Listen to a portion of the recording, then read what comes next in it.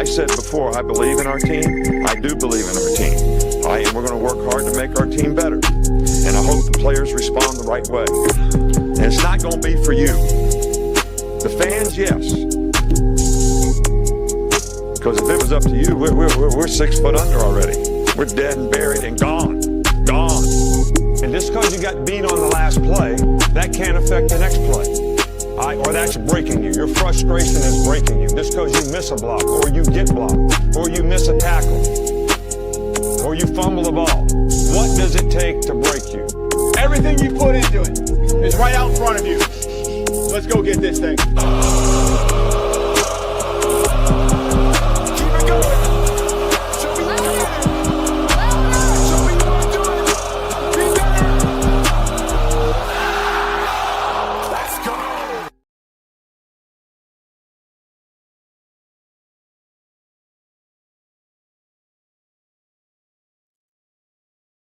And good morning, and roll tide to those that are Tide fans. To everybody else, just go. Good morning. Hey, greetings from right outside of Memphis, Tennessee. I'm sitting here in my hotel room and everything. I've got a lot to do today. Got a lot to do, so we're gonna make this real. We're gonna get on right with it, right? Right. That's what we're gonna do. Good morning. But before I do that, y'all know how Piano Man does it. First of all, good morning, Bishop. How you doing? Good morning. Good morning. Good morning. Good morning, bro. Good to see you. Glad. Look, I'm in the words of J. Anthony Brown, is good to be seen. And you ain't right. lying. You know, good to be seen. Yeah, but let me go over here to this chat right quick. I gotta say good morning to the folks that keep everything going. Good morning, Bobby Sprinkle. Roll Tide to you. Good morning to my producer Dwight. He said 2 wake-ups and a nap, and we got it. Good morning, William Bryan. Roll Tide to you. Good morning, KT. What the business is, you know. Quit playing, girl. What you got going? Good morning, Nicole Covington. What the business is, you know too. Quit playing, girl. You already know. Stephen Hicks and the Voices of No Mercy. Good morning to you, my dear brother. How are you this morning? You know what's up too, Stephen Hicks. All right, let me see. Who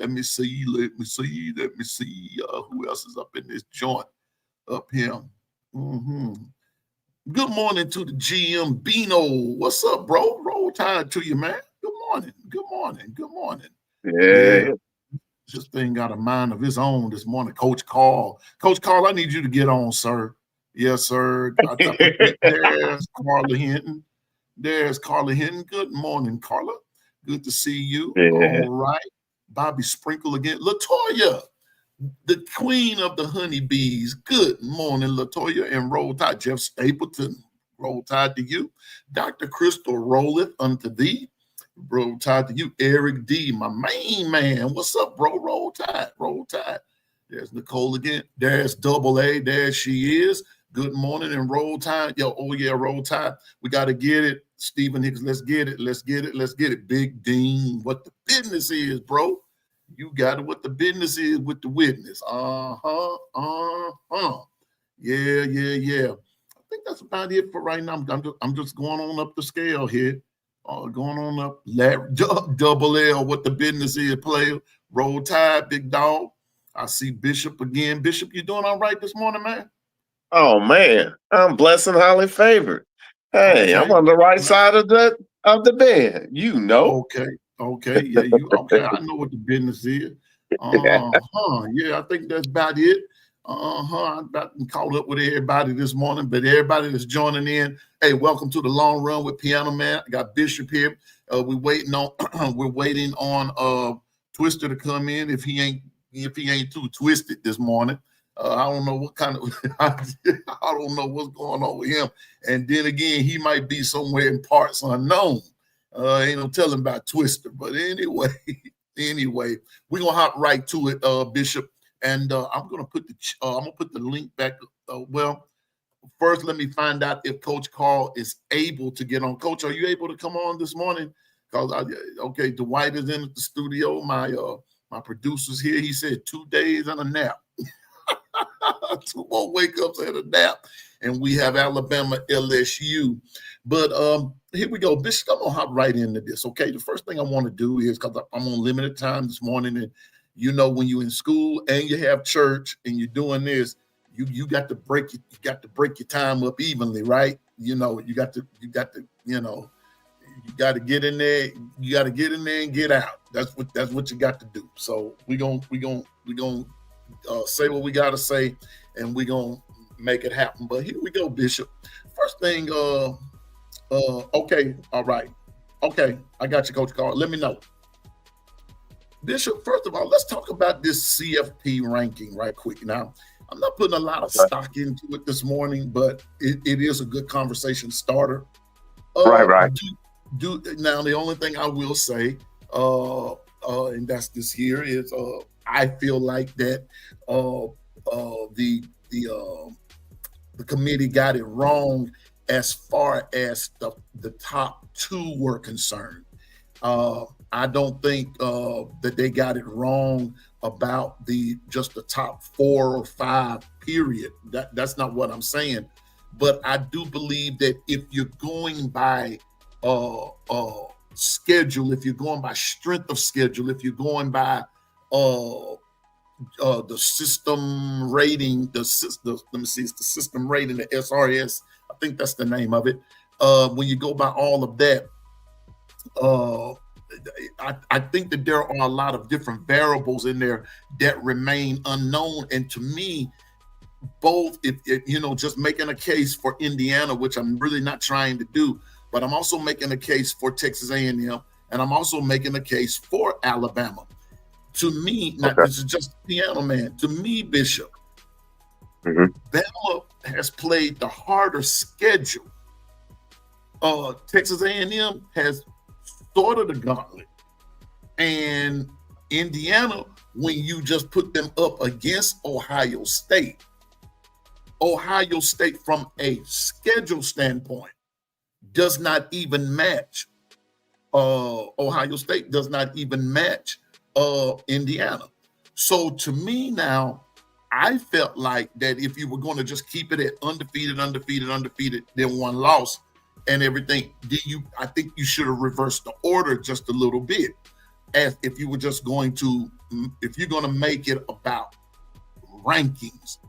But if you're going to throw schedule in, I think Ohio State got way too much love, even though I know they are the defending champions. I got that. But I don't think that's how you should just base it, on the fact that they just being defending champs. So what do you say, Bishop? Piano man, first and foremost, hey, salute to you. Hey, the bottom line is there's some validity what you're saying, but understand it's still so much to that has to be shaken out that it'll come out in the end. And usually what they do with champions, if they have a favorable win-loss column, then they usually keep them at their head. But they still got to get through this season. And if push comes to shove, long as you get into playoffs is what's matter. But I see where you're coming from. Now, for me, that Notre Dame, shame. There you go. Ooh, please don't get me started on that right there. But I'm just going to say, I shall not speak ill of the Lord's people, but I'm going to put it to you like this, man. That's old money talking, and that's tradition talking. And you got a 2-loss Notre Dame team, but I think the only thing that they've got going for them is the fact that when you start looking at wins and losses, of quality wins versus a quality loss, and everything, they have a quality loss. Matter of fact, they have 2 quality losses. Well, to me now, they only have 1 quality loss, and that was to Texas A&M. When they lost to Miami, it's not so much that they lost to Miami, it's when they lost to Miami. They lost to Miami when Miami was at the top of the game. Now, we know that over the course of time, Bishop, that Miami has fallen off. We know this. Versus when Alabama lost to Florida State. Florida State was not even ranked and everything. So, and Florida State beat us and all that good stuff, whatever. But now look at where Florida State is now. Florida State beat us. Florida State won the first 2-3 games. And look what has happened. After about the second or the third ball game, Florida State has been trending in a downward or in a negative way ever since that second or third ball game. But yet and still, when you sit back and you listen to the commentators the other night, and I'm just doing this as a good conversation starter because you hit the nail on the head. This thing has to shake itself out. But from the starting point, it's still like Alabama is still getting penalized for that first game loss. And no matter what Alabama has done, after that, it's still not good enough because they're still saying little things like, well, you barely beat South Carolina, but a win is a win. You barely beat Tennessee, a win is a win. We beat Vanderbilt. I mean, what else? And I understand Alabama's the standard, but why don't we view these? Why not view these things fairly for everybody? Because if you're going to talk about analytics versus who they are, I guess that's how I took it. I'm just gonna be honest with you. What McFarland, Greg McElroy, Joey Galloway was the only one who made sense to me up there the other night. McElroy was more or less, he wasn't trying to play no side against the other. I guess he's still saying still has to shake itself out.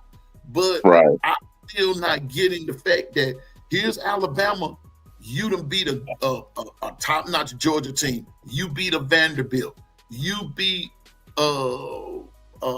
South Carolina, who in the beginning of the season was in the top 25.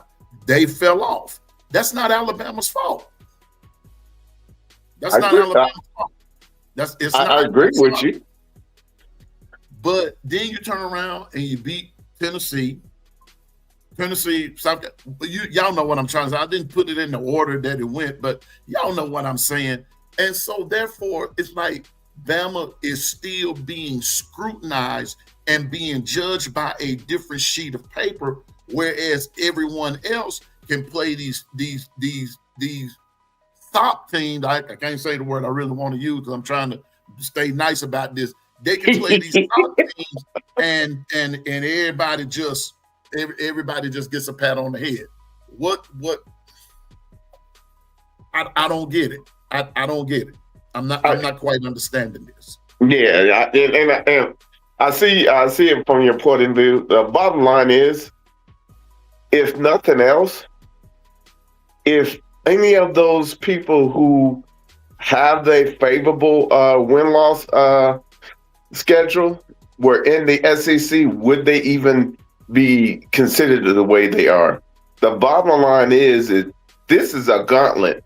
When we talk about a gauntlet, you can look at everyone's who in the SEC, and they're not getting past unless they play 3 to 4 of us.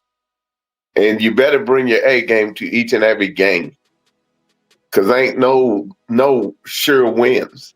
So when it comes to strength and schedule, please, if they were really going by the strength of schedule, yeah, is no doubter. It's like, ask yourself, how many of Ohio State's wins have been in the top 25 opponents? And how many is Alabama's?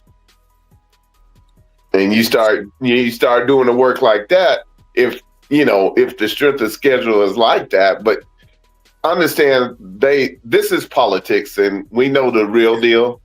Yeah. And we're just using this as a starter, but that's why I call it gumbo. They always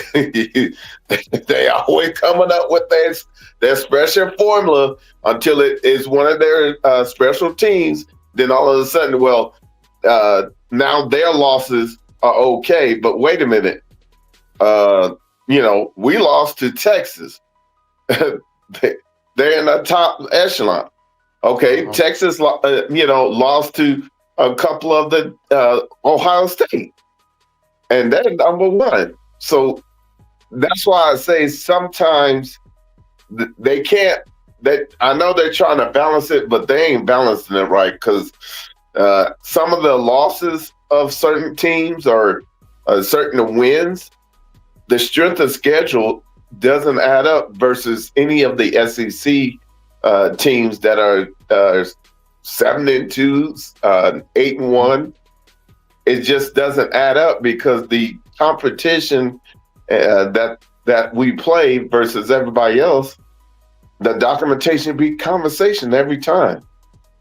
Every time, and I'm not, like I said, and I'm not knocking anybody. Brock, I'll get to No, you in a minute. no, definitely not. I'm not knocking anybody. But let me tell you something. I sat back and listened to Joey Galloway. When Joey Galloway, McElroy, McFarland, Reese Davis were talking the other night, the thing about it is that Joey Galloway made the best sense of all when he talked about the analytics of it. When you're looking at it from an analytical point of view, he even said himself that Ohio State did not deserve to be in that number one position. He said that Texas A&M presented the better resume. Texas A&M and Indiana presented the better resume. Then you turn around, which is going to lead, it opens up a lot of doors in the conversation, Bishop. But then you turn around, Julian. Okay, we know Julian saying is doing his thing, whatever. But when you sit down and look at the level of competition that Julian saying is playing week in and week out versus what Ty Simpson is doing week in and week out, there's no comparison. There's no comparison. You can't compare Julian saying stats with the competition that he's playing against the Ty Simpson stats to the competition that he's playing against just on wins and losses. You can't do that because you can do it, but it wouldn't be a fair assessment. So tell me now, how can I put this? You mean to tell me Ty Simpson playing, now here we go, Ty Simpson playing, even in a loss against Florida State, Ty Simpson got over 200 yards passing the football in a loss. Everything else Bama has won, he's done quite well against stiff competition. Whereas Julian Sand, on the other hand, nobody's knocking his stats, nobody's knocking his play, but I can have a right to reserve my feelings about his stats because to me it's been against more inferior competition. So now you've got all this Ohio State, this Big Ten love going where to me it's not deserved. It's not deserved. So for them, Bishop and Chad, for them, Ohio, what I mean them is Ohio State. A win is a win. But for Bama, where you struggle, you won, but you struggled. Really? I thought a win was a win, Bishop. Now, why are you trying to have me defend this? This poor man's gumbo. You know good and well they got too many loopholes. If I was a lawyer, I'd be like, boy, them loopholes are nice. I can make sure my client gets in. Yeah. So you know how it is. The bottom line is there's still some stuff, angst that needs to be worked out. But this is what we have, and for some reason, champions, if they're still in their prominent position within the top 1 through 5, they usually get a very favorable mark. Not saying it's warranted, but that's how the committee has shown throughout the years with this new system. That much, because I'm not going to defend them because I know good and well that some of these people that's on here, if they were truly going by the strength of skeleton and all of that they keep saying, they would have when they have to defend them, wouldn't be able to defend them and wouldn't make even a beginning case. So it's just you gotta take the politics with it. But hey, I told you about the gauntlet. Everything will be proven because by the end of the year, there won't be nothing else to be said. Because without a shadow of a doubt, hey, we know what we got to go through. All of us do. And see, and like I was listening to a podcast this morning.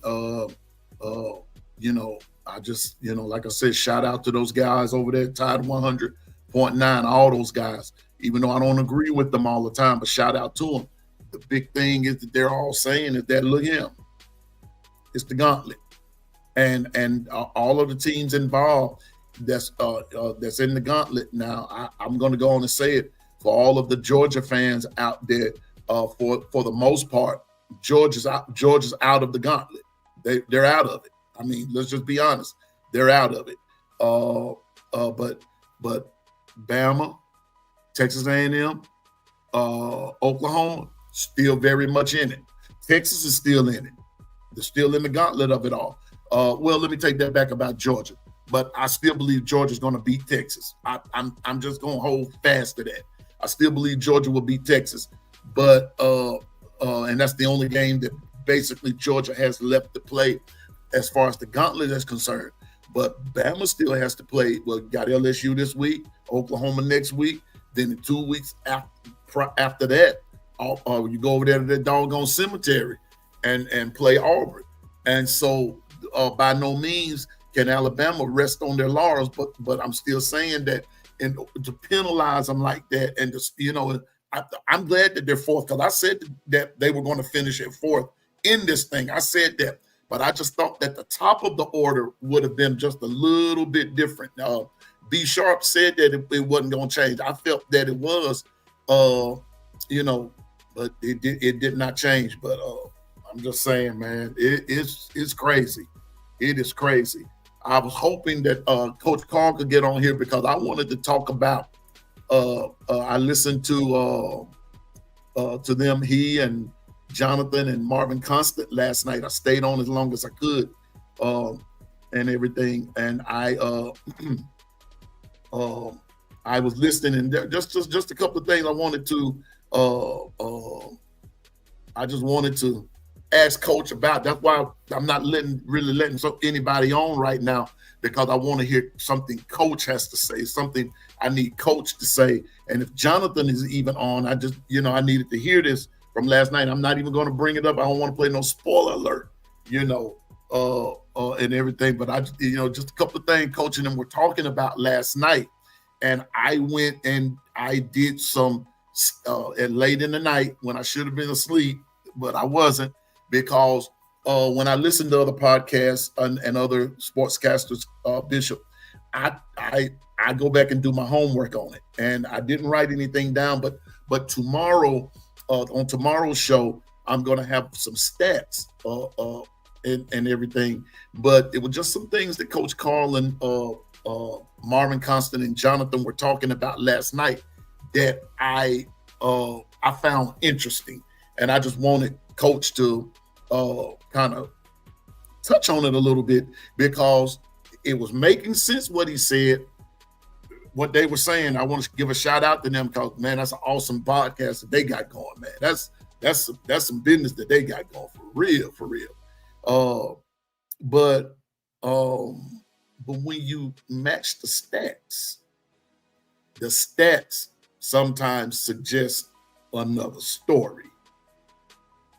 And that's what. Okay, Coach, I'm waiting on you, bro. I'm waiting on you. Oh, okay. Got you. Brock, right quick.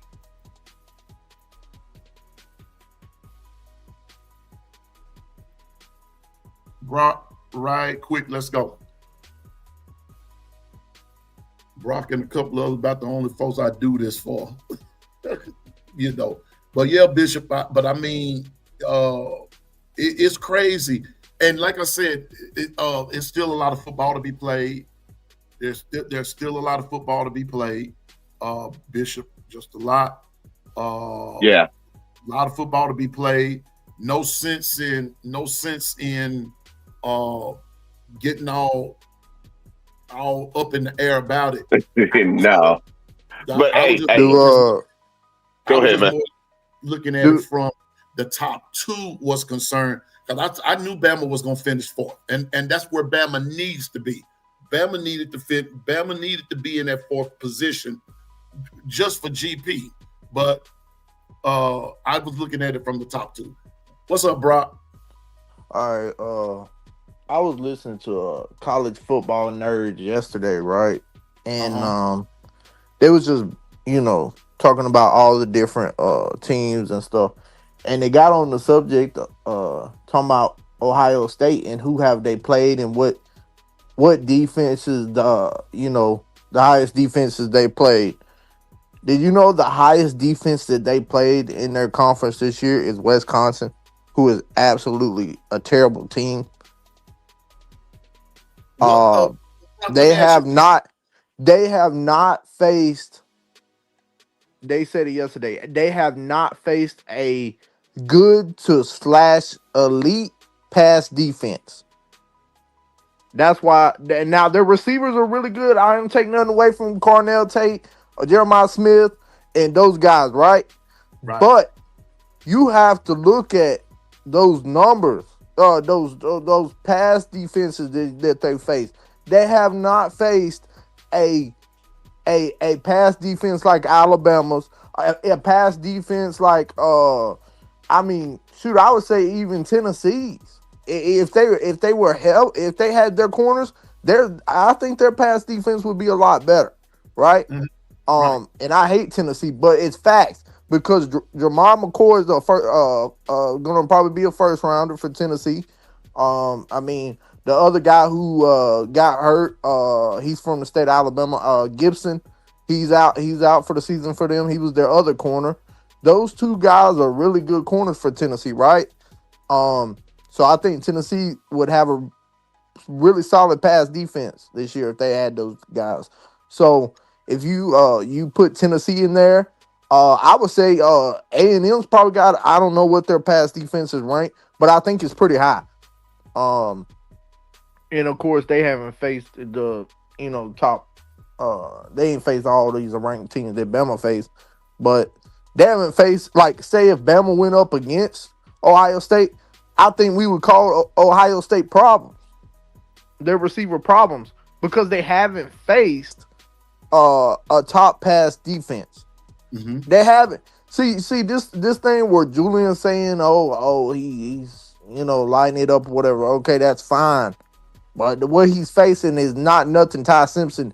Man, Ty Simpson is facing top first rounders at DB, whatever. Like, come on, man. Like, these guys are very, very up there. You know what I'm saying? And Ohio State is over there facing. Now, Michigan, when they play them, I'm going to know a lot about Ohio State's offense when they face Michigan, because Michigan has a pretty good pass defense.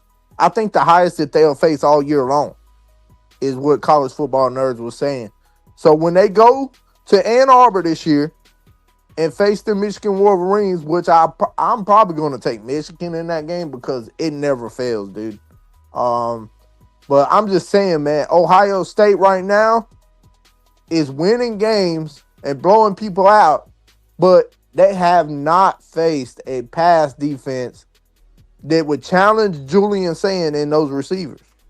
Right. It's just facts, man. And of course, Julian Sand, he's gonna be the he put up 300 or 400 yards this past week on Penn State. Man, Penn State pass defense is trash. Let's get that straight. But plus they lost their head coach. They lost their quarterback. Like, Penn State is in bad trouble. Mm-hmm. And they took advantage of it. So good for Ohio State fans, but don't pump your chest too much, because it ain't gonna be as easy as they think. Alabama's coming. I'm sorry to tell them, but yeah, Alabama's gonna have something to say about it. And people keep saying, Joel Klatt said on the show, oh, Alabama, if they face Ohio State, man, let me tell you something. Y'all keep getting caught up in that doggone just because they got Jeremiah Smith, they got Caleb Down. That don't mean a hill of beans whenever you go out there and play that football. When you get on that field, if they don't go out there and execute, and they don't go out there and execute that game plan, it don't matter. I don't care what Caleb Downs could be top 5 pick. I don't care. It don't matter. He could have 2 interceptions on Alabama. It don't matter. Like, you got to go out there and play ball, man. Like, this thing where Ohio State's just Andre the Giant versus like, come on, man. Like, this is crazy to me. Like, everybody's riding that Ohio State train. And I get it. They won, they're the defending champions, but whatever, man. But Brock, let me tell you something. Let me tell you something. Here's the catch. Here's the catch. I've already said what you said. I said that from the jump street, that you can't compare Julian Saying to Ty Simpson. Not in this instance. No. You can't do it. The stats don't even suggest it. The stats don't tell the full story. Because I'm sitting here looking, Brock. I went and pulled up Ohio State's remaining schedule. You, me, Double L, William Bryant, and some more cats, Bishop, Twister, Jeff Stapleton, Bobby Sprinkle, Coach Carl, and a few more. We can lace them up and go out there. We can lace them up and check this out. Now, they play Purdue Saturday. Mm-hmm. They play UCLA the next week. Ferocious. They play Rutgers the next week. Oh, my God. And then they play Michigan. That's the only game they got left. That's all they have left. And if you listen to the media,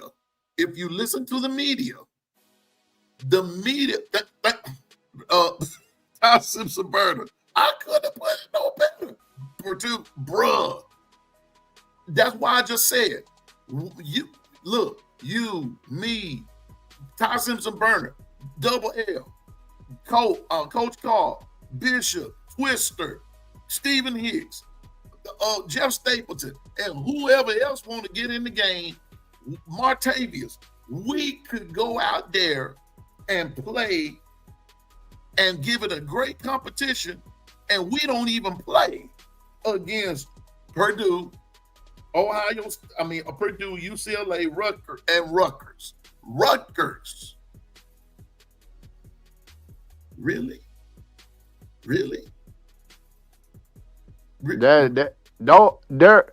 They're gonna be triple favorites in every one of those games except Michigan. And let me tell you something. You brought up Caleb Downs, right? You brought up Caleb Downs. You ready for this?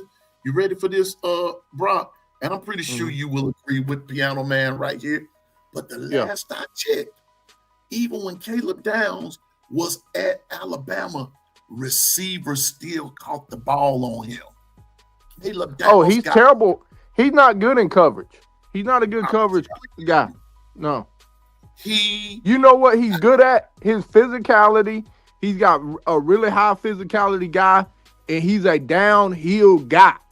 He's a downhill. He can hit now. He'll punish you, but I'll give him this. The best coverage I've seen him do is on a tight end who is slow as Christmas. That's about it. I'm just being honest. He's slower than Christmas that left. Yep. He's not fast at all. Nope. I'm just saying, man. And so, Bishop, glad you're back, man. But I'm just telling y'all, the media, Brock, It's the media and this Big Ten love.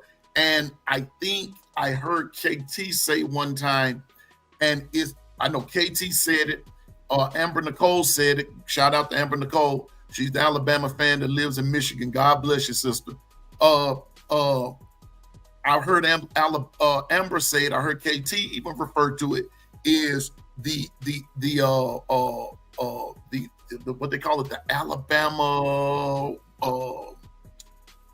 It's not so much the hate, but it's like the media it can't take the Alabama just the narrative anymore, because when Alabama is in there, they get the attention, and not only do they get the attention, Alabama will get the win on you in a heartbeat if you're not careful. And so all this Alabama love and this Alabama, they're drunk with it. You see what I'm saying? They're drunk with it. But I'm just saying, hey, what's up, Arrow Squad? But we just telling the truth about you. We just telling the truth about Ohio State, about the Alabama fatigue. That's what it is, the Alabama fatigue. But let me tell you something. Play somebody, because it's not Alabama's fault that the rest of the SEC is just as good as they are. It's called parity, and people have caught up with them, Brock. Other teams that have caught up with Bama. But guess what? It has made Alabama a better team, and that's what it's designed to do. Yep. Bishop. And see, my thing is, like, Alabama, when I've noticed this year, like last year, everybody wants to say, oh, Bama trash, oh, Bama falling off. Okay, we lost 3-4 games, whatever, right? We lost to Michigan. We lost to a really bad Oklahoma team. We lost to a Vandy on the road, and we lost to Tennessee, which Tennessee wasn't a bad loss at all, because they was in the playoff. They got blown out by Ohio State. But the thing is, when we was crapping the bed last year and losing games, they were all making fun of Bama. Now, since Alabama's winning this year, all I've heard is, oh, Alabama's barely getting by. Alabama's getting lucky here. Alabama's getting lucky there. Oh, they almost lost to South Carolina. Oh, they barely won at Mizzou. I've been hearing this junk, like, and I'm like, man, do you not understand that teams are not Ohio State over there in a cupcake ass schedule? Over there beating up on each other, just beating up on these unranked whatever teams, I don't know, from the west side, you know what I'm saying, the West Coast teams. Like this junk, they don't even play Oregon, man. But this is what I'm saying, like Alabama over here beating top talent, top opponents, you know what I'm saying? And Alabama don't get the credit, man, that they really deserve. Mm-hmm. I mean, Alabama's been banged up all season long, man. Everybody want to say, oh, y'all lost to Florida State. Do you not realize, okay, we lost to Florida State, but guess what? We didn't have our starting running back to start the season. Ty Simpson, his first career start at quarterback on the road in a hostile environment.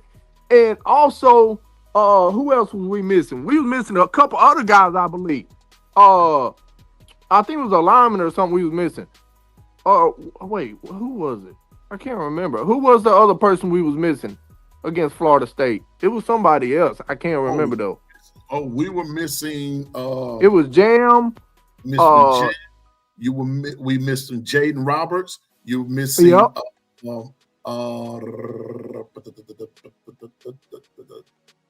It wasn't quite Rousseau. It was. I'm trying to think who it was. Can't think of who the other one was, but you were missing 3 or 4 starters. Yeah, that's what I'm saying.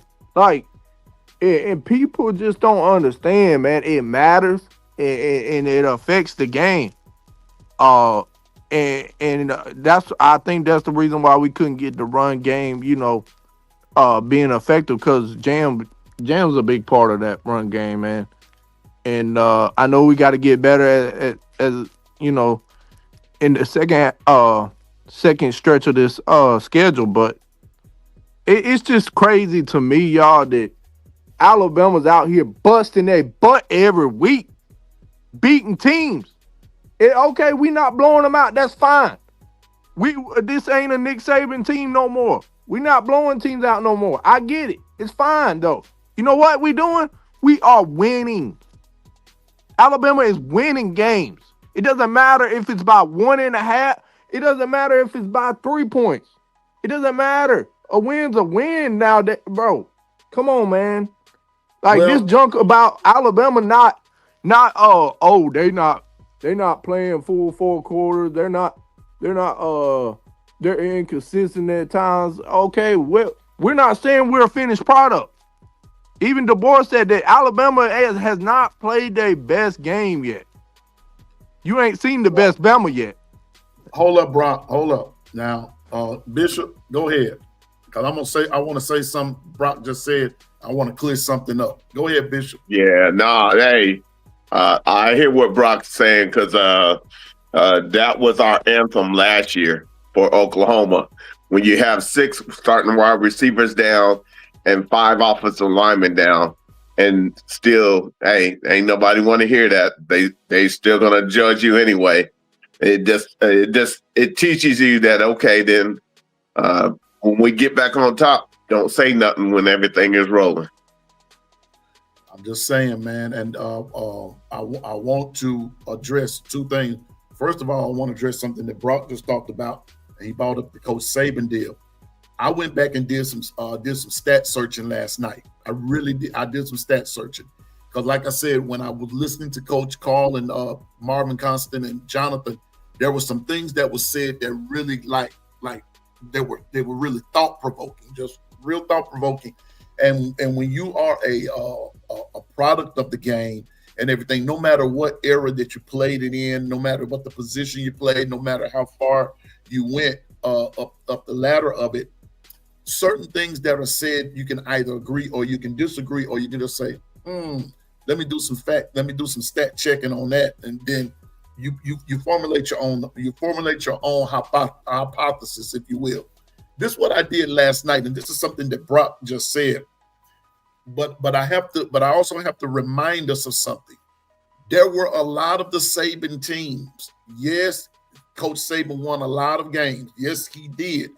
But when you go back and you look at the stats, and on a consistent basis, there were quite a few times that Alabama had a dominant team and had a dominant defense, but did not necessarily win the Natty that year.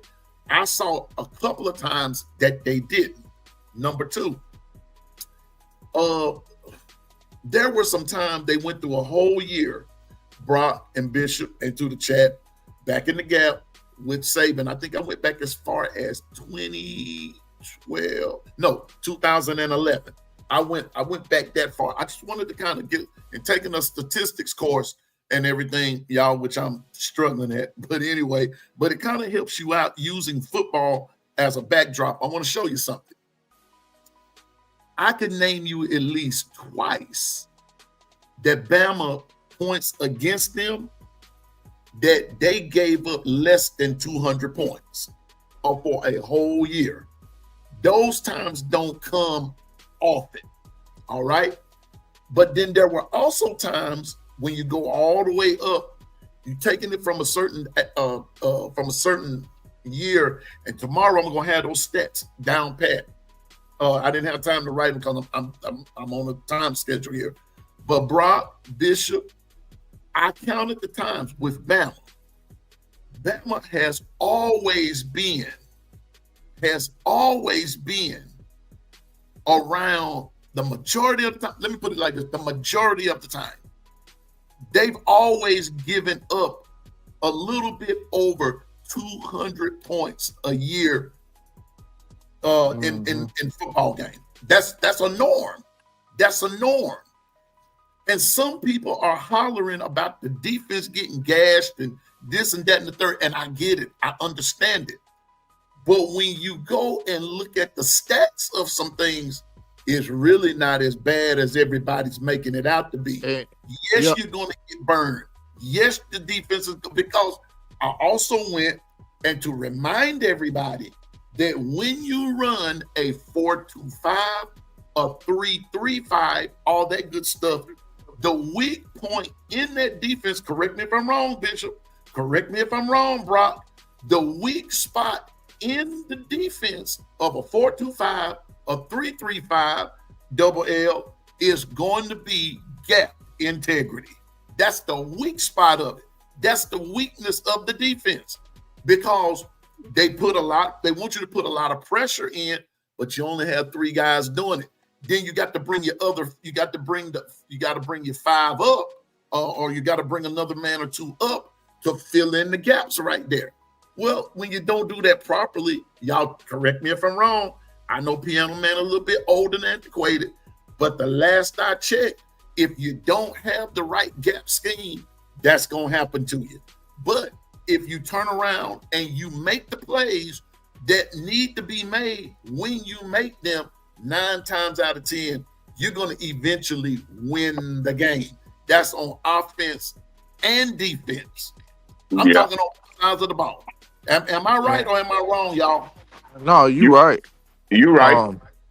Alabama has a top defense. I think it's top 20, I believe. I'd have to check, but last time I checked, it was like 19th or something like that. I mean, it's not an elite defense, but it's a good defense. And I don't think we have to have an elite defense to win a championship. I don't think so. We got a good offense and a good defense, right? And people on want to always say, oh, Alabama getting gas. They give up 150 yards per game, which I think we probably do give up around that, every game. But you know what we don't do? We don't break. You know what I'm saying? Alabama's defense don't break. It bends, but it don't break. That's what I'm saying. I got you. Got you. Hold up, Brock. Let me let Bishop speak. Go ahead, Bishop. No. The young man is spitting fire. Hey, keep going. No doubt. The simple fact is understand in the SEC, it's built like that. So documentation beat conversation. If you're in the SEC, you know when you get exposed, and you know you got to repair something, because it's too easy in the SEC for teams to show up some stuff that you need to take a greater look. So it's the lead of the elite, and you're talking real ball. And I also believe that when these other teams and I'm not, and trust me, y'all, I'm not looking at everything through crimson colored glasses. My glasses are off. The crimson colored glasses are off. But what I'm looking at is the fact that, yes, we don't like what we see on a, you want to see a defense elite. Okay, let's just address that elephant in the room. You want to see an elite defense, but reality has to set in sometime that Brock just said it. We don't really have one.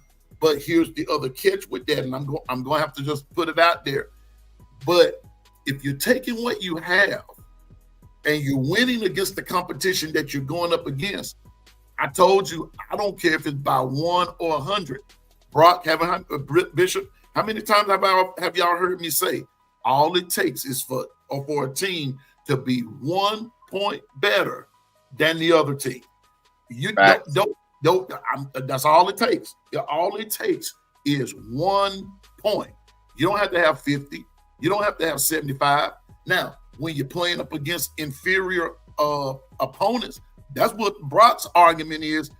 That's what my argument to a certain degree is that paints a false narrative that this other team is so much better than team 2. Let me just go and put the nail in the coffin. If you're steadily hollering that Ohio State is better than Alabama, but when you put the resumes up, Ohio State is undefeated, but look who you play. That's all Piano Man is saying. Let's look at who you played. Yeah, I would be undefeated too. If all right, here we go. Y'all correct me. Ohio State, Penn State. Now, this is how it all started off. Ohio State, Penn State, Oregon, Indiana. Who else was top 25 coming out the big? Brock Bishop. Who else was top 25 coming out that Big Ten? Ohio State, Penn State, Oregon, Indiana. Michigan. Michigan. Then they were toying around with Nebraska. That's 6. That's 6. All right. In the SEC, let's get it. Bama, Oklahoma, Texas, LSU, Tennessee, Auburn,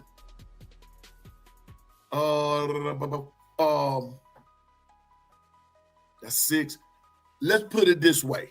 Oh, Vandy, 7. Texas A&M, 8. Ole Miss, 9. 9 teams out of the SEC, Brock, SEC, Bishop, that was ranked in the top 25. Georgia, 10. Documentation beat conversation. Come on now. Here. And wait a minute, Brock. And the last I checked, Bama played Georgia. Oh, I forgot. Excuse me. Missouri, 11. 11 teams. Facts. And Bama plays 7 of them. You want to talk schedule and resume? Here we go. Now, we know, Brock, Bishop, and the chat, y'all help me out here. We know that the schedule, that the AP polls and all that good stuff have changed over time, because for the Big Ten and for the SEC and for any other conference that's out there. But you mean to tell me that Bama's done played Georgia, Missouri, Vandy, Tennessee, South Carolina, getting ready to play LSU, getting ready to play Oklahoma, still got Auburn to play. And even though LSU and Auburn are having some issues coaching wise, but you still got to get out there and play the game. Nobody knew that Hugh Freeze would get fired in the middle of the year. Nobody knew that what's his name, Brian Kelly was going to be fired in the middle of the year. Nobody knew that, but yet and still South Carolina fired their OC, all that kind of stuff. You don't know that going into a year. You don't know that. You're not giving that. You're giving your schedule, you play it, and that's what happens. Now, the things that happen in between point A and point Z has nothing to do with either. You play to win the game, either you win or you lose, and that's what happens. Now, with that being said, the last I checked, Brock, Bama played Georgia in Athens, and Georgia was ranked in the top 5. Bama was ranked in the top 20. And guess what happened? Bama went into Athens and beat them. Has Ohio State done that? No. Bama turns around, goes to Missouri, plays them. Missouri's ranked in the top 25. Bama beats them. Bama turns around and plays Vandy. Vandy's ranked in the top 15 of however that goes. Beats them. Goes, plays Tennessee. Beats them. Ranked in the top 25. Then you turn around and you have to play a former top 10 team in South Carolina. It's not Bama's fault that South Carolina fell off. That's not Bama's problem. Bama's problem was just the playing. Well, South Carolina had a pretty tough schedule. That's what people don't understand.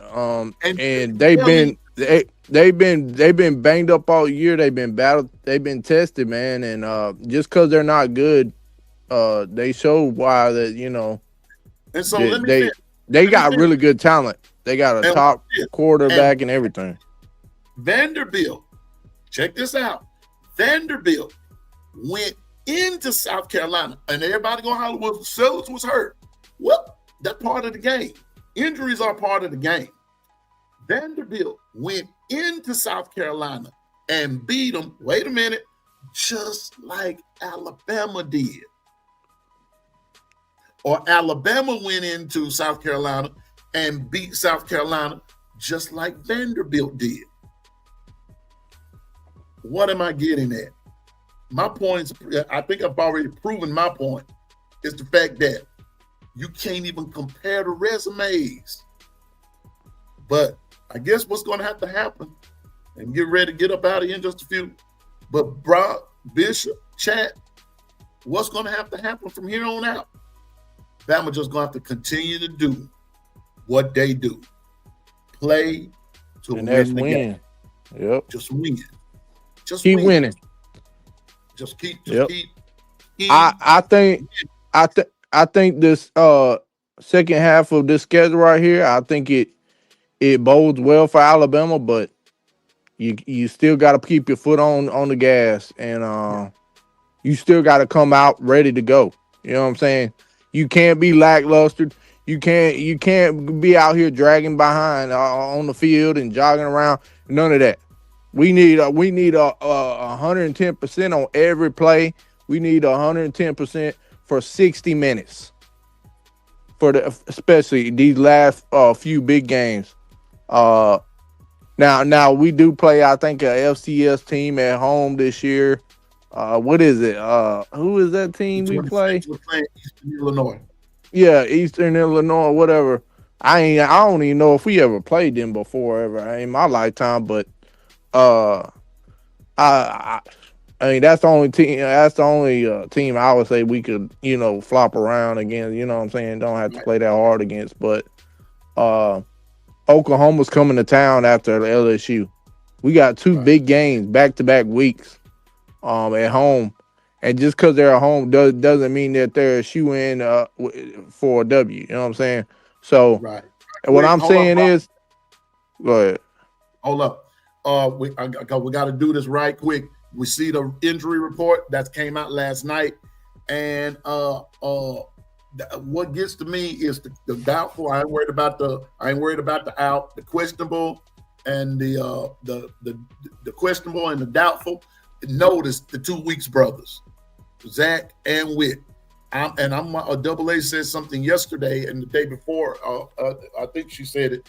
I'm worried about Witt Weeks. I'm I'm a human being, but this dude stays sick more. But Dr. Crystal said it could be anxiety. But I don't know what all is wrong with Witt. But we're wishing him, from a human perspective, hey, this dude is a good football player. I'm not sure what's up with his brother Zach, but still LSU is going to be ready to play. We know who's going to be out for Bama, and the questionable. We know that Danny Lewis and probable Ryan Williams and everything. But we just got work to do and everything. But right quick, y'all, I got my brother. I finally got him. My brother from another mother, my cohort in crime. It's the one, it's the only, it's Coach Carl. What's up, Coach? What's going on with you, brother? How y'all doing, man? Man, we just doing the best we can with what we got. We trying to be like you when we grow up. Hey, man, I'm trying to be like y'all. So bro, I guess we all got our plans for the future, huh? Well, you know what? I'm just trying to do the best I can, and if you're trying to be like me, I suggest go pray. Oh yeah, right. Go pray. But right quick, Coach. Man, awesome show last night.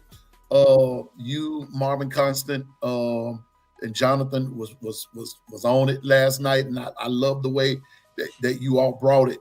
But from a former player who's played a long time ago, and everything to you guys that are more up to date than I. But I wanted to talk about a part of that you all were in the conversation last night, where you talked about the formality of the defense of the defense. And I asked the question, and you gave me the the meat and the potatoes of it. But my question to what I was wanting, Coach, still was not answered, and I'm gonna ask it here. If you're not liking the scheme, and you're seeing what the rest of us are seeing, and you're saying that the personnel is not like it needs to be, then from a coach's perspective, Coach Carl, why run the scheme? If what you're wanting is a greater or more positive result, then why run the scheme that seems to be getting us more negative results at certain times more than positive? Why stay in the scheme? Because of the defensive schematics that you bring into the program when you come is what you know and what you run. You can't go in and start adjusting on the fly. So what them kids know as of right now is what they call them every single week. They've been going through all spring, all summer long in practice. So that's all they know right now, man. So if I was to go out there and change it to like a 4-3 defense or a 3-4 type defense, it'd be worse. Okay. Everything would be worse. Like, so you just stick to what you know, man, and hopefully by this time in the year, man, the kids are automatically picking up on everything. The defensive lines are adjusting better, being able to hold that gap. Your linebackers are plugging gaps better. Like everything that you're doing on a defensive standpoint, you're hoping that everything goes better this time of the year. If you go in there right now, you start tweaking, man, you're gonna start seeing holes open up like the side of the damn Mississippi Highway out there. Like, you really want somebody to be on I-10 out there or I-59, just running lanes up and down the field at 85, 90 miles per hour? I don't think you really want to see that. So you can't go out there and have K-Womack change the whole defense schematics just to try to stop the run, or just because you want to have a one gapper. You need a two gapper. You just like go out there and recruit them. And from a lot of stuff now, that's going around the scene, man, we losing too many defensive commits, right? Not the ones that committed to us, but those prospects out here that won't commit to us. Like Tank Jones. Yeah, we losing all the top tier defensive linemen, man. Like, everybody that's two gapper, we can't get those two gappers. I don't understand why. We get one gappers or half gappers. You can get a zero, but we can't really get a full tech guy, right? We can't get a full 3 tech guy or 1 tech, 3 tech, 5 tech type of kid. We can't get them. So there's something going on inside of our program at Alabama is the reason why we can't get these kids. See, it has nothing to do with the scheme. It's something going on seriously behind the scenes. See, I don't know. It's been like that for the past few years. I'd say like since in the 2018, 2019s, Alabama hasn't had those defensive linemen that like the Quentin Williams, the Deron Paynes, the Jonathan Allens, those guys. And we actually haven't even had the pass rushers neither. Just like we have Smith and we have Tim Kenney, right? We got something brewing right there with London Simmons. They have defensive linemen. They have defensive linemen on that team that can produce and are producing right now. It's just, what do we have behind them? And the reason why we can't get these guys to come in. Like, what happened when James Smith leaves for the draft this year? Tim Kenney leaves for the draft this year. We're going to have Jeremiah Beaman and London Simmons. What do we got behind London Simmons? That's the question. Because we don't know. Because we can't get any other defensive guys to come in. We got top tier. We got JJ Finch coming in this class. You got Nolan Wilson. Nolan Wilson's a one gapper. Yeah. I don't know, man. JJ we gotta get more like that. Yeah, we gotta recruit. We gotta recruit a lot better on that defensive line. So tell me what's going on the D line. Because see, like the question I don't is, know, because Freddie when- Roach has been there for a long time, man. He's a hell of a recruiter. I don't know. but the thing Well, about And he like I'm saying, builds relationships. I don't what know. we said last night is when Piano Right. Man asked about the one gap and the two gap. Okay. And then Marvin broke it down to him as a football term, and a lot of people, it went over a lot of folks' head. That's why I said it a little bit different. One gappers only press one gap. They Right. trying to get into their gaps. If you're a gapper, you just Right. decide either left side, right side, a gap. If you're a B gapper, that means you're a 3-tech and you're only trying to get into that B gap. You're a C gapper, you're trying to hold the edge. That's it. We have those type of kids on our team. We don't have that 3-tech or that 5 that can play the B or the C gap. We don't have that 3-tech that can play A or B gap. We don't have a 0 or 1 that can, or a shade guy that can play A or B gap. Like those guys we don't have. Only person we have that can play two gaps right now is James Smith. He's on the 2 gap. We also need Coach Carl. We need some better linebackers too. We need to get some. We have linebackers coming, but you gotta understand what day and age you live in, right? We live in a soft era of football. So in order trying to find a downhill hard knock your head off, old school Marvin Constant, Reuben Fosters of the world. Those are far fetched than it is anything. So you're gonna have to go out here, man, and in order to find one of those hard hitter, just downright psychotic type of linebackers, man. You can't go out and try to get the 5 stars, 4 stars, 3 stars. You got to go get one of those from the 0 to the 2 stars that has a lot to prove, man. They got the same type of speed, maybe just a little bit undersized, but they thump because they know that their size and their weight is the reason why they have to go so hard, and they're not taking their size and weight for granted. So they land everything to you that they have. Like I say it a lot, man. Nobody recruited Cam Scottaboo, but those teams out that way. Look at that kid now. He was undersized, overweight, didn't have that speed. Somebody took a chance on him. Now he's in the NFL. He just got hurt a couple weeks ago, but he's in the NFL dominating.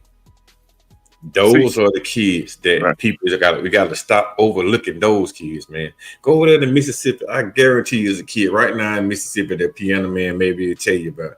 That ain't been recruited, but he coming down here knocking for helmet off in the game and playing middle linebacker, and he ain't overrunning nothing. He's not afraid to fill that gap.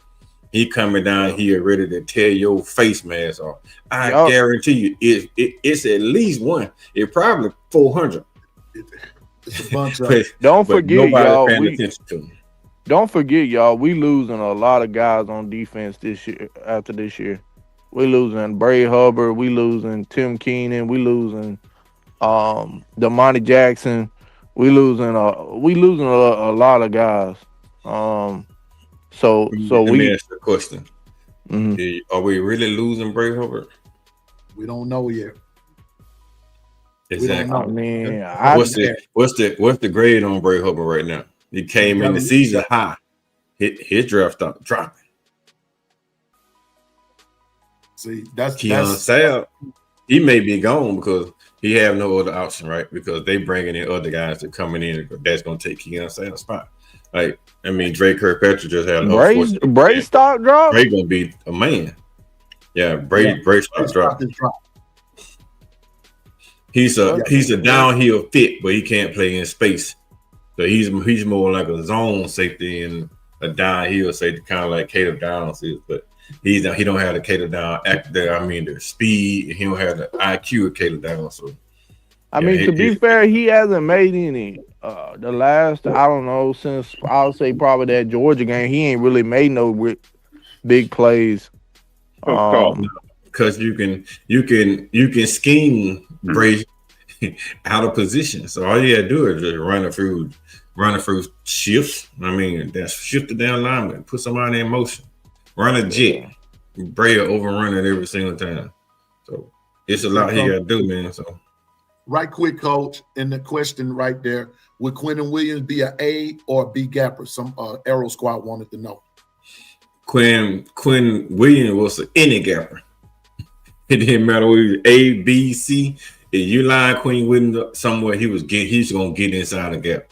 You couldn't block him. He was like a lizard, man. Like, you know, you close all the holes off and the lizard still get through.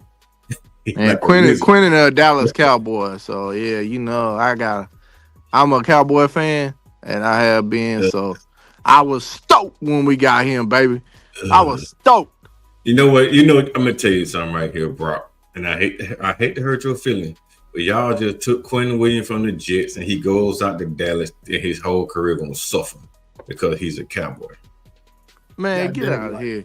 You can't hate. Come on now. He makes Dallas run defense probably 10, 15, 20 times better, man. He gonna make the run defense better, but they're gonna double team Quentin, and then Dallas has anything around. We got Kenny Clark. Sucks, man. We got Dallas Kenny Clark. Sucks. We got Kenny. Sucks. We got Kenny Clark, man. Come on. I don't even know why y'all call y'all America's team. Y'all just should be Texas team because y'all suck. We got Kenny Clark. I'm about to put you off this show. I don't care if y'all got Lewis and Clark. Y'all ain't gonna. Y'all ain't about no. That suck, man. Man, look. Our defense, secondary is trash, but like, what's his name? Trayvon Diggs. He been injured again this year. He can't stay healthy. I just can't stay healthy on defense, man. Secondary is terrible. I'm gonna say this though. But back to Bama. I mean, but Quentin Williams was one of them dudes that's just down to he's just a wet ball. He's just a wet ball of soap, man. Man. Carl, who your team is? Right quick, Carl, who your team is? Man, don't make me lie to you, but I'm a Falcons fan, man. I'm an ATL. Man, y'all just lost to doggone Carolina, man. I'm talking. It is what it is. Carolina is rolling, kid. I love it. Bryce is winning. Bryce is winning. You right. Winning. He winning. So it's all about supporting my kids, man. I'm a Falcons fan, true enough, but hell, Bryce Young play with Carolina, so shit. Who you think I'm rooting for? I can't stand Green Bay. They're the one that I was rooting for. When we lost to them, what year was that, bro? We fell off, bro. Man, Dallas fell off years ago, man. When Jerry Jones won't shut the hell up and sit down. This is last year though, so we used Quentin Williams as a reference point for A and B gap, and that's how it comes up. Cause you got Trayvon Diggs too, bro. Former Bama.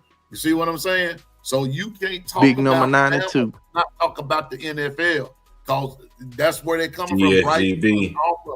So I'm just saying we got you, but you got to bring them up. What Steven got on? What Steven? I know people don't like to talk about NFL football, man, but when it comes to schemes, man, with this defense, man, they need a two gapper, at least 1 2 gapper.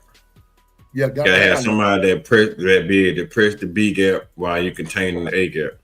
So that's the whole thing about the two gaps. Like you gotta be able to split a defender, put your body in a gap. Yeah, hold this defender off while you iron another gap. So if he go A gap, you can get off and get in the A gap. Or if they come B gap, you sitting right in the B gap. So you forcing them to go where you want to go. That's why you say two gap.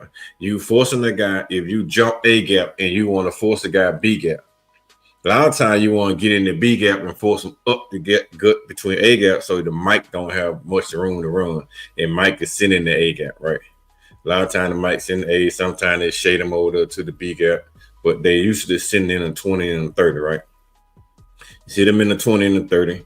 They come downhill, sometimes in 10 and 30. It just depends.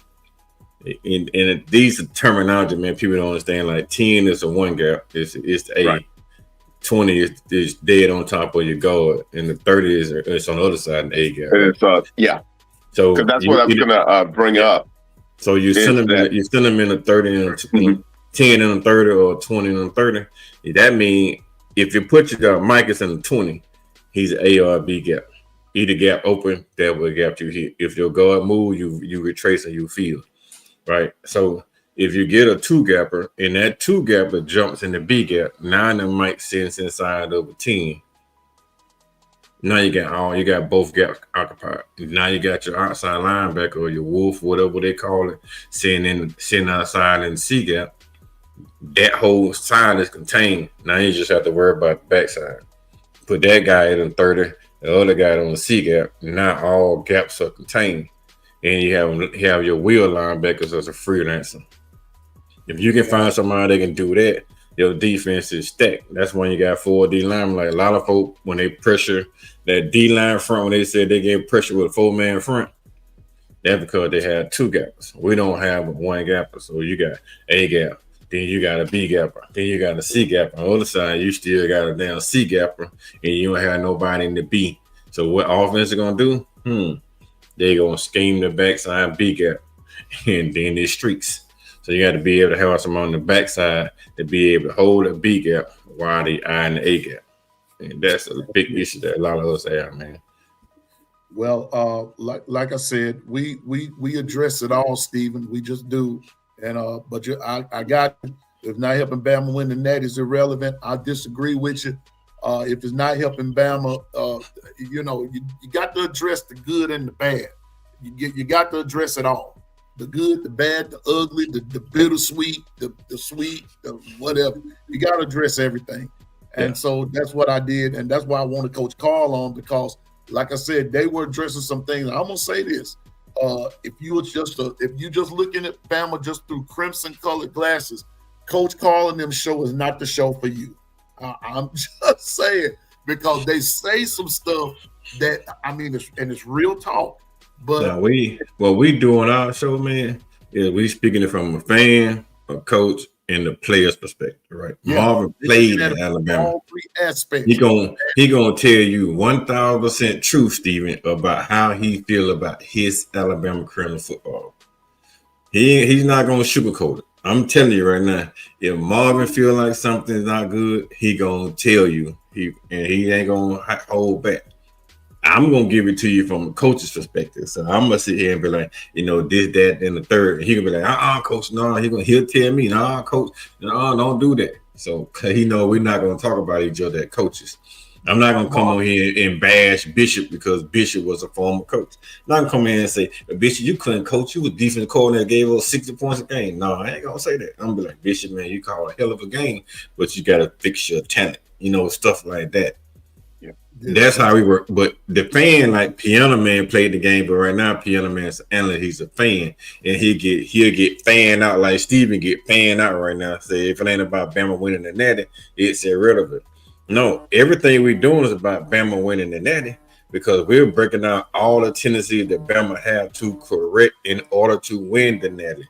If they don't correct these issues, they ain't beating no damn Ohio State. I'm gonna just be real with you. You don't have a shot at beating Indiana. 0. Indiana is playing at prime, man. Like I heard y'all talking about it, but Indiana probably the best damn team in the nation. Literally, they probably the best team in the nation the way they're playing right now. And they don't play another tough game until they play Ohio State. They will be undefeated going into that game. But coach, that's where the issue is. But that's where the issue is. And I get what you're saying.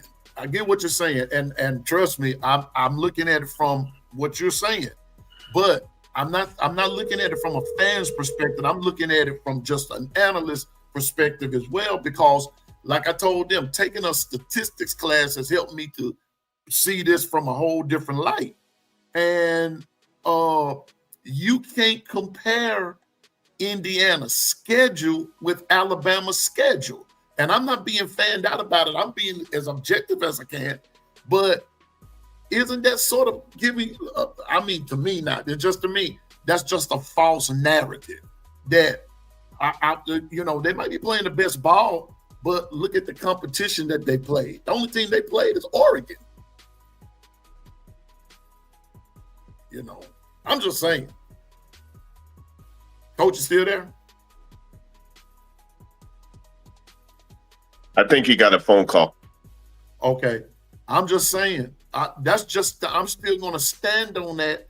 That I think that that Bama. I'm just keeping it. Bama has played the harder schedule. Now, if they have the better team or not, I don't know. I'm not going to. I don't know. I can't speak to that because I really have not watched Indiana play, but I've watched Bama play, and I just don't. You back, coach? There you are. Yes, sir. I said we gonna see, Coach Carl. Hey, man, listen. I'm telling you, man. If anybody watch football, you watch football. They talk bad about Indiana last year. That team coming out this year trying to prove a point. Yeah, they playing phenomenal right now. Just like we had to give Vandy their props when Vandy was sitting down there kicking ass and taking names. You gotta give Indiana their props. Indiana went to Oregon and beat Oregon and beat them to death. That's something that Ohio State couldn't do last year. Right. They beat them in the playoff, but they went to Oregon and took an L. Indiana went out there and took a damn sledgehammer and broke down the whole thing down there. They made Dan Nike come out a whole lot more money, right? Indiana went playing with them. Indiana done put the belt to everybody they played, and they ain't bull job. They whooping ass and taking names, and they doing it really damn good. The defense is playing lights out. Yeah, they hadn't played in the competition since they played Oregon. In a tougher competition, they probably gonna play the remainder of the year. It's gonna be Ohio State in the whoever they play in the Big Ten championship game, which is more like Ohio State. Are you convinced? I know it's not Ohio State fans out here, but Ohio State fans convinced that they're gonna actually beat Indiana? Because man, the way Indiana's playing, I don't see Ohio State just coming in there damn railroading their ass like they did last year. That ain't happening this year. Ohio State probably gonna take an L and end up in the number 4 spot. Indiana be number 1, Alabama or Texas A&M, if both continue to win, be in that 2 spot. The one of that game being that 2 spot. But what still happened? Now you end up getting Ohio State, Indiana as a rematch game. They probably don't want to see that, so they'll end up putting Ohio State at number 3. They play against number 2, and then one of the other 2 SEC teams will be at number 4. That's the way the damn Big Ten is structured, man. Like the college playoff is structured. So they can make sure they get a Big Ten team in the playoff every single year. Make sure they get a Big Ten team in the finals every single year. It ain't but 2 conferences that they care about, SEC and the Big Ten. And 75% of the time, it's the Big Ten over the SEC. You have to be completely dominant in the SEC to be in that spot. And we are not that team right now. We're not even dominant as we thought we were on offense. And our defense giving up 24 points a game, that's not dominant. If our offense was scoring 45 points a game and defense giving up 24, that's a difference. I mean, that's a difference of 19 damn points a game, 21 points a game at most points, right? We ain't doing that, man. We got to offset a damn 3-point right now, averaging 27 and giving up 24. That ain't a good damn radar, man. That one missed field goal shit, we lost. And that's what a lot of people not understanding. That's what Marvin was telling us last night. We one Ty Simpson damn toe stomper away from losing 5 games. We don't know what we have in the bag up right now because we hadn't seen them play. We know they talented. Well, now I can tell you that we're going to be okay, from hindsight, right? I can say, man, Alabama's going to be okay no matter who they roll out. But this is the meat of the schedule. Now, you bringing somebody fresh off a bench who ain't played all year. That's a nervous factor. We got playoff implication going on right now. So that's a whole lot of more pressure on somebody that's fresh out the gate with no running game right now. You want to become that playoff contending team? Fix their offensive line. Stop rotating their offensive line and go get one offensive line, sit on them and let them roll it out. Let them get better over the damn course of the rest of the season. And then be ready for the playoff. Other than that, man, if you don't establish a running game, nobody's going to let Ty Simpson drop back 50 times and beat them every single damn time. you're gonna have to do something else.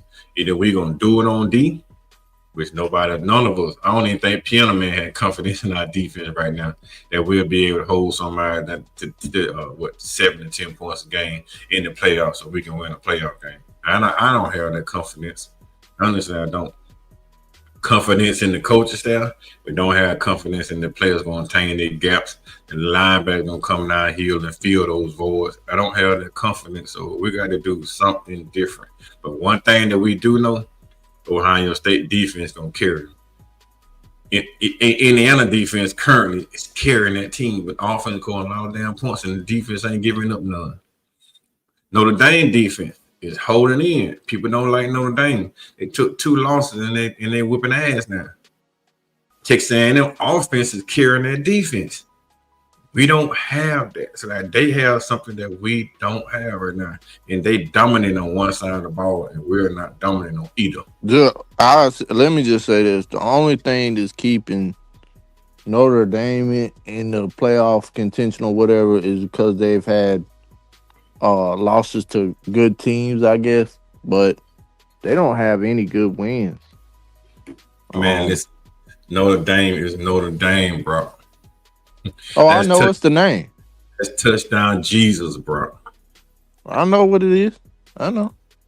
But still, they don't have to play nobody. They can play 16 high school teams and win them all and be in the damn playoff, be number 1 damn seed.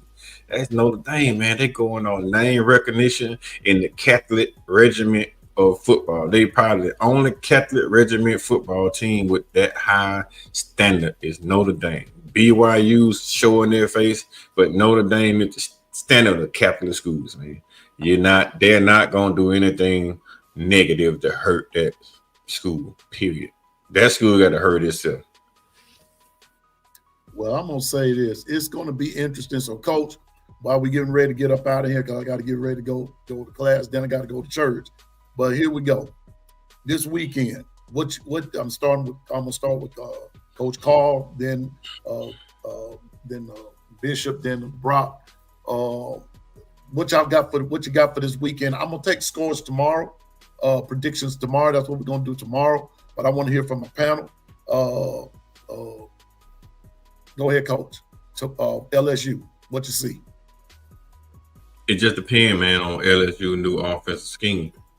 If it's systematically driven by a run game, we probably be in trouble because that's one thing we don't do well is tackle, fit the gaps. So if they run the ball at us, we're probably gonna be in a dog fight because they have an opportunity to utilize their skill set on the outside. Nussmeier is probably not 100%, so I don't really think they'll drop back trying to pass the ball 50 times unless we make them. And if we make them a passing team, we beat them bad. But if we don't, we can't stop the run. It's a tight game. But hopefully, Caden and the crew get the damn defense on track, man. We stop them. Like I said, man, I'm going to change my prediction from last night. I said 21-17. I do 28-17. Gotcha. Bishop. Yeah, I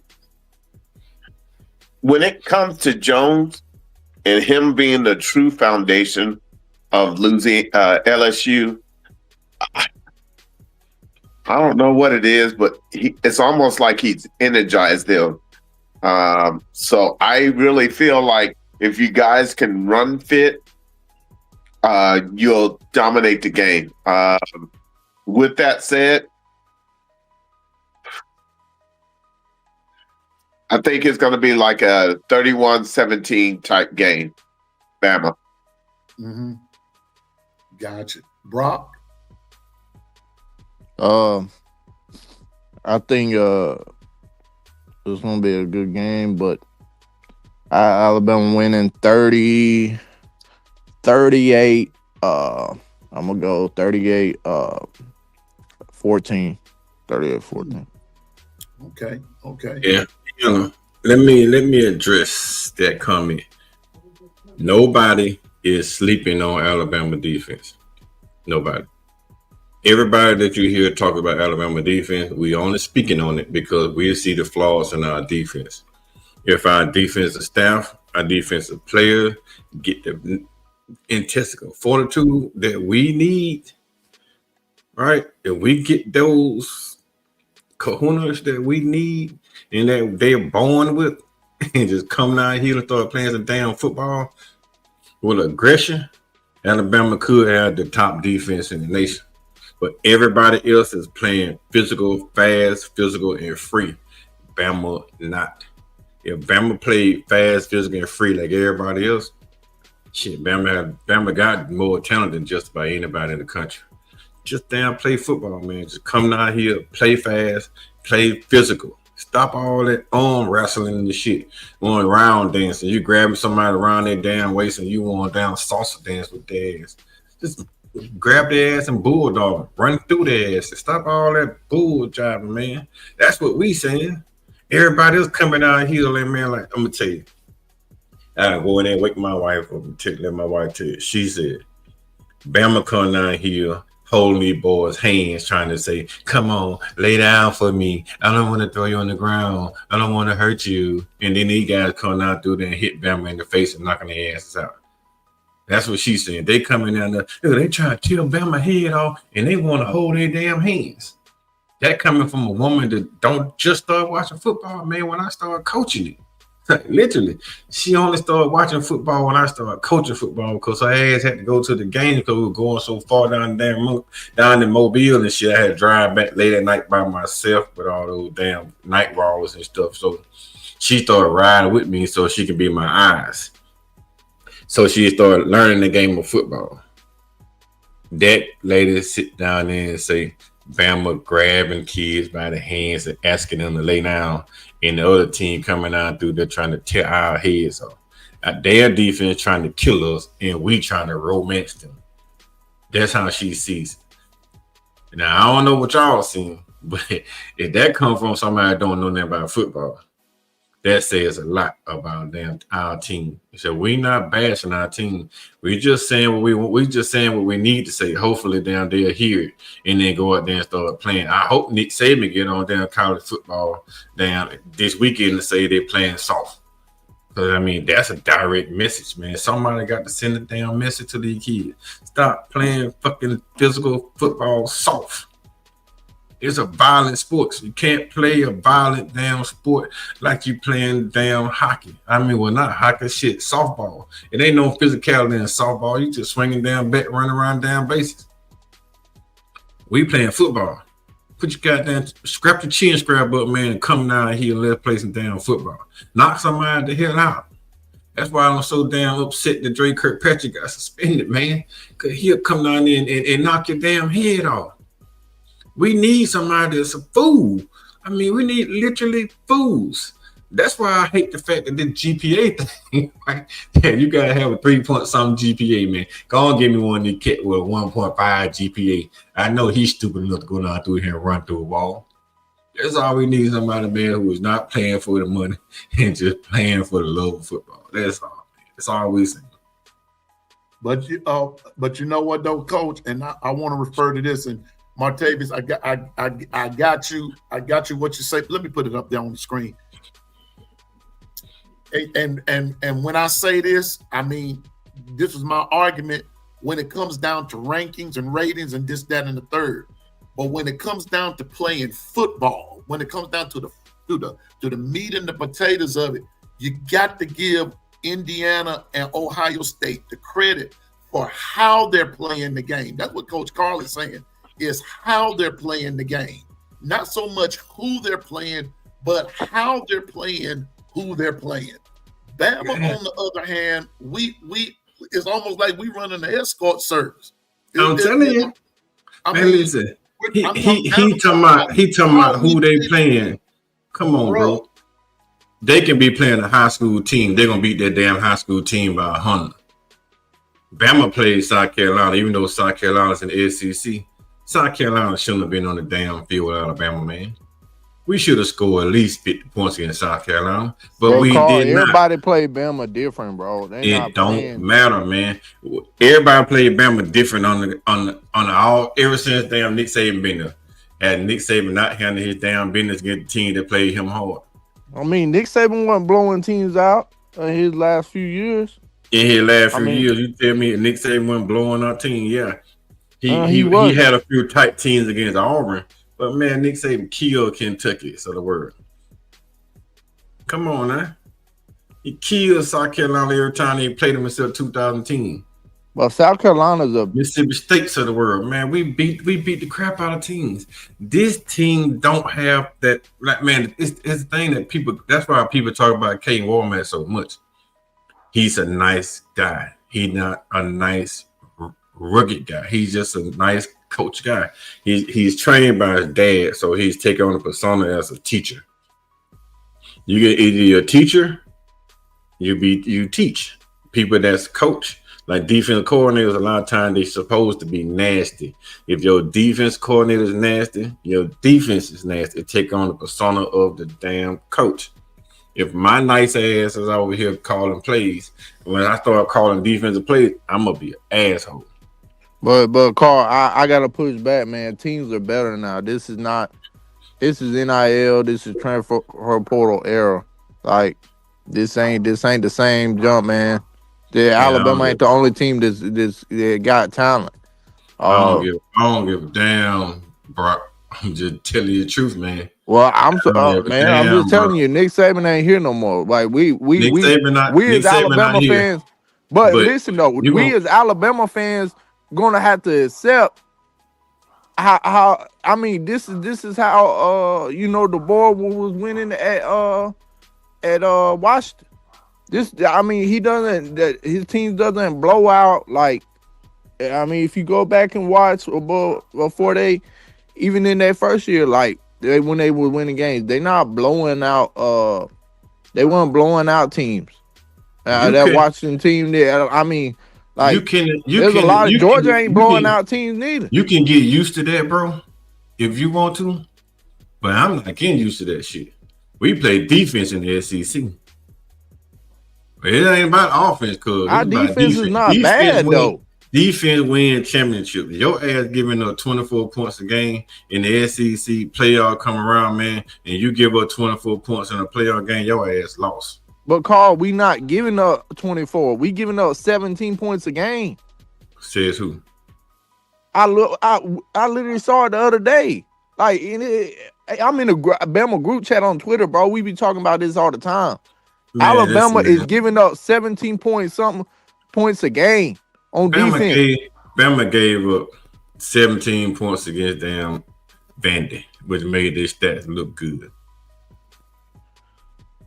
Just go back, man. Our defense is ferocious. I give you that, but our pass defense is good, bro. We got a good pass defense. No, you think so? Yes, we have a top pass defense, the top 4 in the country. Man, we do not have a good passing defense, man. All right, who scored on us then? I can't name them. Just pay attention to all these bones that people getting on us. Our defense is damn getting by stat wise is decent because we play bailout coverages and give everything underneath. That's why they damn start playing that bailout coverages and start giving up underneath throws and people move the ball. Man, Tennessee. Why? All right, if Alabama ain't got no good secondary, we kept getting bombed on, man. All right, listen though. If Alabama secondary ain't legit, we faced the best offense this year in Tennessee, who had 3 receivers over 500 yards. Okay. And gave up how many points for my boy? Come on now. We got 20 points. That because we figure out a way to get pressure on the quarterback. You want to talk about that? Man, Joey Aguilar threw a 99-yard pick six.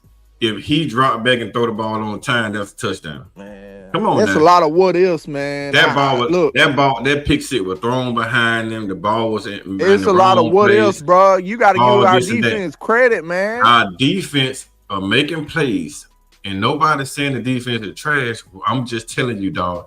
You sit behind that TV screen watching damn TV. I sit in the stand watching damn kids. Half of the damn plays y'all don't see on TV, I see in the stand. We have kids. Tennessee had guys running down the sideline streaking by their damn self. But you got a quarterback that read one half of the field. You gonna run around and get a quarterback, and you run against somebody with Ohio State like Julian saying that can read the field. Those touchdowns. You come up against down Texas A&M, and your defense is playing bailout coverage with those that fast wide receivers. They streaking. I'm just telling you, dog. We don't get a pass rush from our defensive front. We have teams that pose a threat for that defense, and I'm talking about a big ass threat. And Brock, you'll be on on this screen the next Monday. You probably won't show up that next Monday, or you come out there, you start killing K won't make yourself. I'm not gonna say anything negative about it. The only thing I'm gonna tell you about K won't making that defense is they better grow a set of damn balls up front. So the safety can be able to stay back, because the safety got to come down here in the field of void. It's gonna be some problems. I mean, it's gonna be some problems. Our problem this year, man, is our linebackers. Deontay Lawson, he's stripping the ball, okay, but he ain't popping shit. He ain't popping a fucking thing. He lackluster all the time, man. Like, I get it, he's coming off a big time injury, bro, but man, you got to play harder than that. You know what I'm saying? I haven't been impressed with Deontay Lawson this year. The dude's 6'4", probably 210 pounds. The stats are fabricated. The dude look like a basketball player, man. Honestly. So what you think a basketball player gonna do? He's not coming out of the field standing on box hitting nobody, man. He's tall and skinny. When he had that surgery, man, he lost weight. The dude is skinny. I'm just telling you now. But that shouldn't matter, bro. He literally, like, bro, I watched him last year. Bro, he was popping shit. He ain't popping shit this year. He's 20 pounds. Fucking thing. He's 20 pounds lighter, bro. 20. So 20 pounds lighter matter. Hell that much of a difference? Hell yeah. You talking about a linebacker, dude. A linebacker that was 230. Now that dude probably like 210, maybe 205. That's a huge difference. You gonna get your ass ran over by a 5'10", 6 foot, 225 pound running back. Come on. That running back, he'll make a play every now and then. Coming down here. He'll make a play every now and then, but that's why he's standing to the side trying to grab them waists, man. Me. Ain't nobody gonna. That man is not finna line him in front of no down here running back and get ran over. He gonna jump to the side and grab them by the waist and try to salsa dance their asses, and they break tackles. That's why when they playing better than him. When they sit in that gap, piano man, when those linebackers in that gap and that running back give a little shake, they be like, "I'm gonna go and jump out the gap." So let me ask you this, Carl, since you that defensive guy and you know a lot about the defense, right? So why is it that we giving up these big gaps? Like, why are we not filling the hole? Why is the linebackers out of position? You know what I'm saying, at times, because we be giving up too many big runs, and I don't like that. So what do you think the reason is that our linebackers are out of position like that? Yeah, man, the motherfuckers, screw my French piano. They don't want to come down here, dog. Period. Why? They're not big physical running backs. I mean, linebackers. They are small, pass-playing linebackers. I know you Justin Jefferson. He's real small. You see Lawson on the edge a lot of time on third down, and then they put down who they had. They had a safety playing down linebacker Jefferson on third down. Yeah, Jefferson. They put Bray Hubbard in there at some point and playing down safety on Bray long. Bray being linebacker sometimes. And they put down and they'll put down Lawson on the end, right? Okay, they'll tell you right there that just in case the quarterback run, we know we got somebody in the middle of the field that don't mind hitting. They'll put Lawson ass on the edge as a speed rusher and not a downhill hitter. The guy is not physically fit. He's not a man in the middle. He's just a young basketball player that's playing football. Body-wise, right? He's Jefferson, a football player. Undersized. Body-wise, he's a basketball player. Get him, B-Shot. Undersized, man. But hold up, bro. We welcome to the show. Now, see now, B-Shot. Hey, Coach Carl, I'm here if y'all need my back. We got you, bro. You good, Bishop. You got See, Bishop, you're an OU fan, so you got to stay out of this argument. This between Bama. Hey, Bishop, I got you. I was just going to talk scheme-wise, but yeah, you right. We get to you, Bishop. We got you next week, bro. But anyway, look. Stop reminding me. Look who on the show. It's my brother. He always fussing at me saying, "Oh, you gonna wait? I got him today." What's up, B Sharp? Man, what's going on with y'all, man? Man, we just having a little, we just chopping it up a little bit. But how you doing, yeah, man. Almost had to get on Brock in the comment section, man. Come on, man. You know that 20 pounds make a big difference, man. I mean, but still, like bro, B Sharp, this is my thing, man. I get he's coming off the injury, but bro, his physicality ain't been up. He that same, bro. I don't know if the injury, if he's still nagging that injury or what, but he ain't been the same, bro. He has.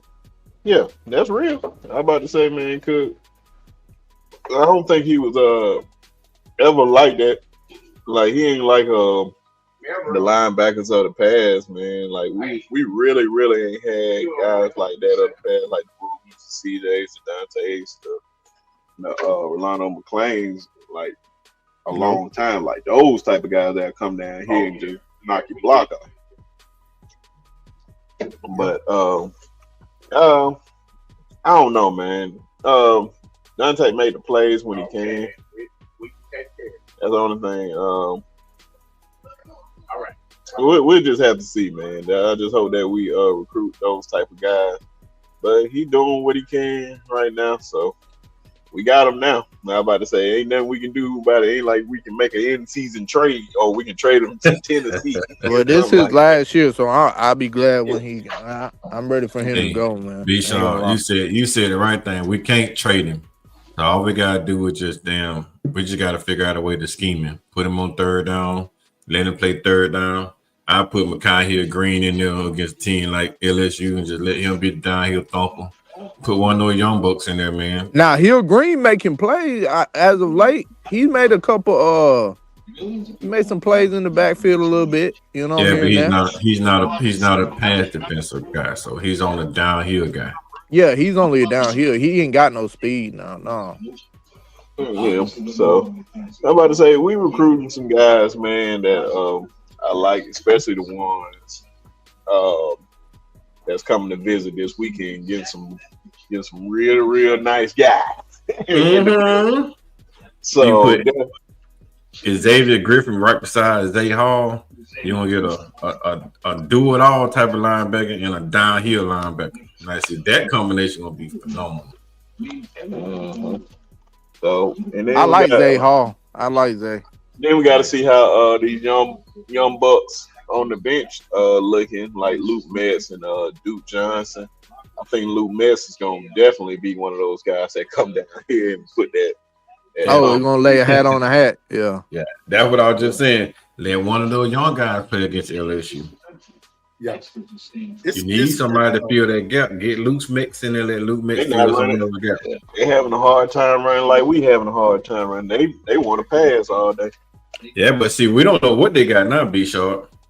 It's a new offensive coordinator, new head coach, new athletic director. Nah, they gonna try to run that ball. You don't know what LSU coming with. Hell, LSU got a 5-star running back now. Yeah. Harlem Berry is his name. Mm-hmm. Hey, he tough. He tough for real. He nice. We definitely going. My fault. No, I'm saying, yeah. Let me ask you, how do you view Saturday night's game, B Sharp? Well, with me being the interim defensive coordinator for the team, we're gonna blitz all night. I'm just talking, but it's gonna be interesting, man. To see how we come out there. I think we definitely had the advantage on them for the most part. I like their defense. What's my guy name? Weeks. Weeks. He's probably not gonna play. He is pretty much he's out, and I think his brother questionable too. Yep. Yeah, Wick and Zach. Those are big losses, man, for a game like this. Yeah. So I try me. Of course, I don't want them to be hurt, but I'm glad they're not playing either. That's an advantage for us. So definitely, Lottie Brooks be back. So definitely he'll get his chances. I just want us to capitalize on the opportunities that are there. So if we have a chance to like get an interception, get the interception, get the sack, get off on third downs, critical downs, all this thing. Definitely, I think they're gonna definitely try to establish the run in this game. I love how Daniel Hill be running the ball. You see, he's getting more touches, especially with. I think Kevin Riley was just a year early, man. I feel like, man, once he get that weight on him, man, he's gonna be a monster, man. I always say the same thing, B. Short. I thought Daniel Hill should have been running the ball at the beginning of the year. I got a question. Why Kevin Riley didn't play in that South Carolina? He didn't get the ball that much. He's young. He young. He don't have a whole lot of speed and a whole lot of size. So if you that size, you should be very shifty. He's a downhill runner. So once he get a little bit more weight on him, he'll be able to tote that rock. He'll be that more even type of guy. I disagree with the speed part. I think he's the fastest one up in the room. No, I think he ain't the fastest. I think that Jam probably the fastest one in the room. With him or AK did one of those two. Oh no, man, definitely ain't Jam either. That was I say AK. It's AK probably. You think? Yeah, I say AK. I say AK. Jam ain't the fastest. I put Jam definitely. Jam look faster than Daniel Riley though. I mean, look faster than Kevin Riley though. Yeah. But I give it to AK right now. I say AK. It's the fastest. But definitely try to establish that run this game, man, because that's gonna be critical, like down the line. I'm like, they can, man. They gotta stop changing up the lineup. Yeah, keep rotating, man. You gotta stop that jump. Hey, it's not helping.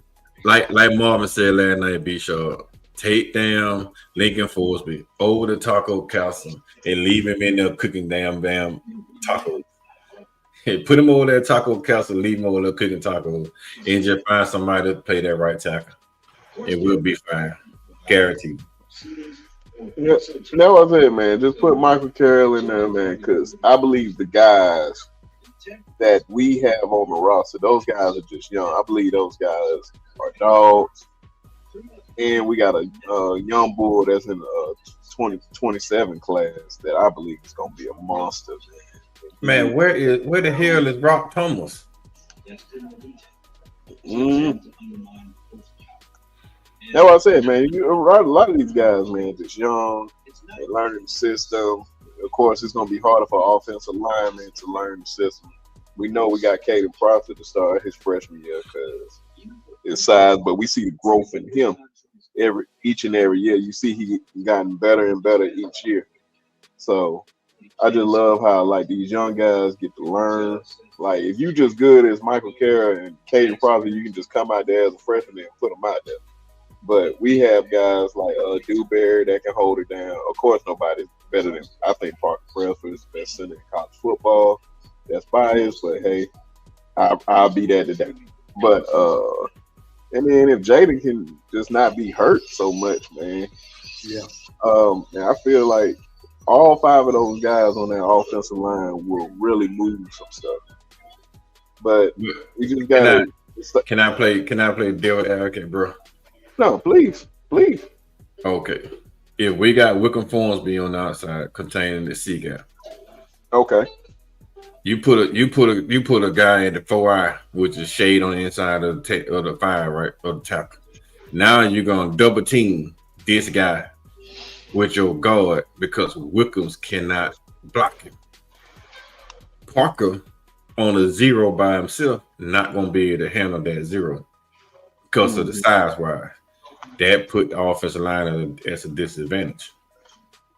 That's why we're struggling so much. If you put Michael Carroll at the tackle, a big body, top and bottom, he can handle that 4-eye, and he can push that 5 or that 6, 7, 8, 9, 10 outside, however far you want to go. He can handle his own at the tackle, basically. Jalen Robert can handle his gap, his A or B gap. alongside Parker. He can help Parker in the A gap when needed. Same on the other side. So why are we down limiting our offensive line by dealing with somebody that we know can't contain the damn 2-eye or 4-eye or 5 tip? Definitely can't handle nothing outside of the 5. You go out there 7s and 9s, that cat can't block nothing that far out because by the you get somebody at full speed ahead, they're gonna push down Wicker Formby in the end zone. I do gotta ask. How you saw that, B Sharp? That's a real good question. There are no I don't know, easy man. answers to none of these. I'm with B Sharp. That's a good question, but my Come answer on, Brock. is Let's go, Brock. Let's go, Brock. I was asking a recruitment question about a receiver that we looking at. Oh shit, go for it. That's a B Sharp. Samson Gash is his name. I think he committed to Michigan State, right? Yeah, man. John was just showing us him the other day, man. He fast, man. I like his speed. No, that wasn't Coach Carl. That was Coach Al and Coach Sean. Oh yeah, Coach Carl. You gonna like this kid, man. Not gonna lie. He nice. He fast. Yeah. Like John was showing the thing that you don't like about him that I seen that Coach Carl and Coach Sean was pointing out, man. He catches with his hands, and like he not gonna do. He doesn't have wasted motion. Like he gonna see the hole. He's like a wide receiver playing. I mean, a running back playing wide receiver. He see the hole. He's gonna attack that every single time.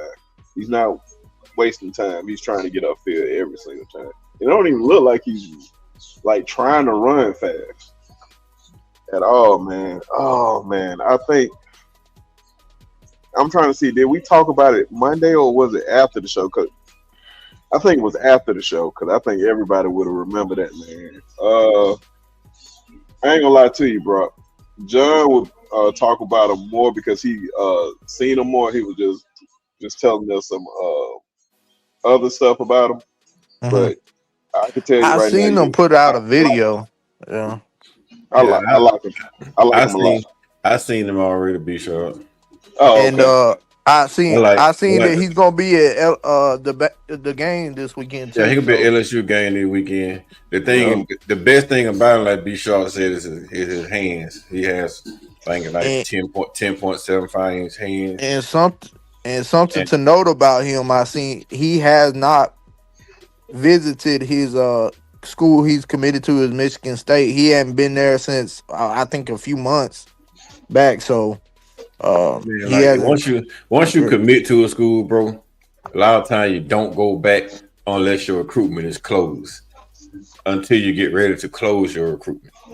So kids go, they like it, they commit to it, then they'll go experience everything else around it, and then they'll go back to a game here and there.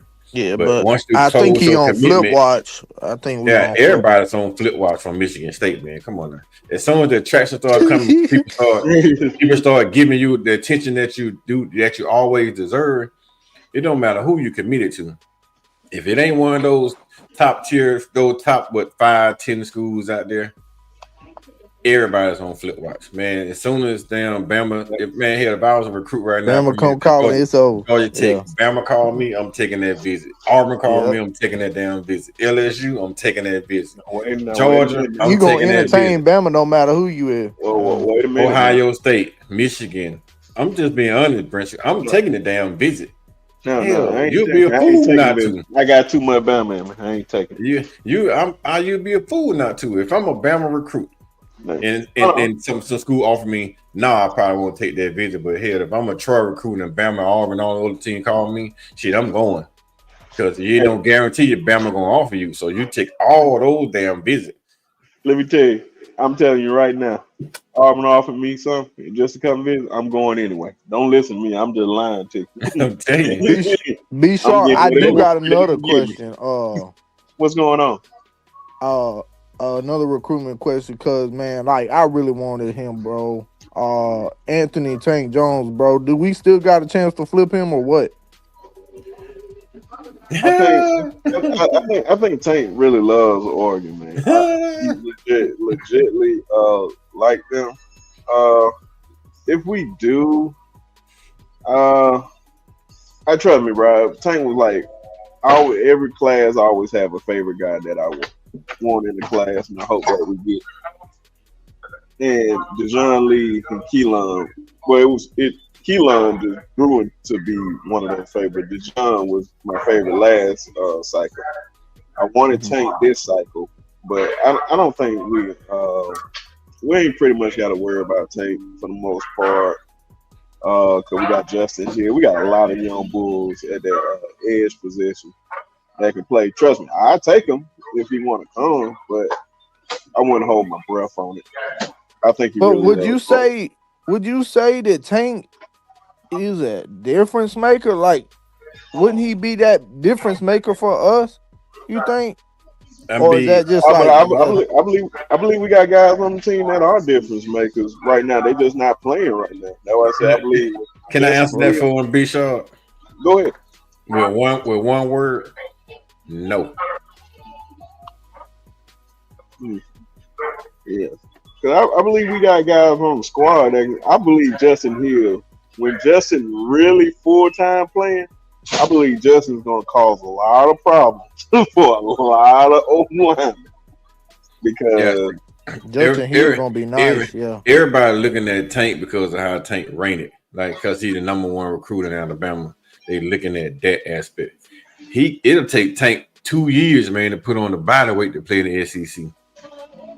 Well, he's 6'5". I mean, he big and strong, man. Like it don't matter, man. He's still coming from a private school. He's still slim. He like Deontay Lawson. Like you 6'5" Deontay Lawson playing the edge, man. You're gonna have to put on weight to be consistently good in the SEC.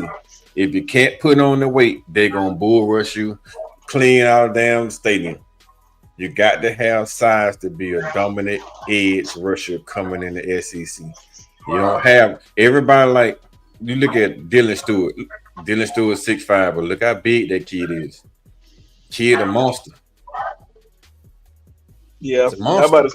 Yeah, but Dylan came in there. Certain guys are like just built that way. That's why like Dylan Stewart was like built that way. Yeah, that dude's a monster. And he's just so like his speed. I can't wait to see him run his 40 at the combine, man. If he runs, because I'm telling you, Harold Perkins Jr. B Sharp, when he came in, he tad bit bigger than Tank, but that speed is different. Yep, that speed is different. Tank don't have that get off. Tank bro, that man against us, bro, he was like all on our man everywhere. Dylan Stewart, all world. Yep, all world. Like, and I know Saban really tried to get him when he was there. And I don't know how South Carolina got him. I don't know if he's a South Carolina kid or what, but kids, South Carolina really don't deserve him. I ain't gonna lie to you. It's kids like Tank that you really want on your team because they help you on third down, so to say, on pass rush. And then once he get his size right, he can be dominant coming out the end. And then you don't want to lose your kids from Alabama everywhere else. But let me see where Dylan Stewart from. Give me Justin Hill. I'll take Justin Hill. Piano man. Now. Can I make an announcement on your show, man? Go ahead, bro. Man, because I forgot to make a post about it. It won't be no show tonight, only because man, these boys got a playoff game tonight, so I got to take pictures for the game tonight. But we will do the show on Friday night, same time as always at 6. So no show tonight.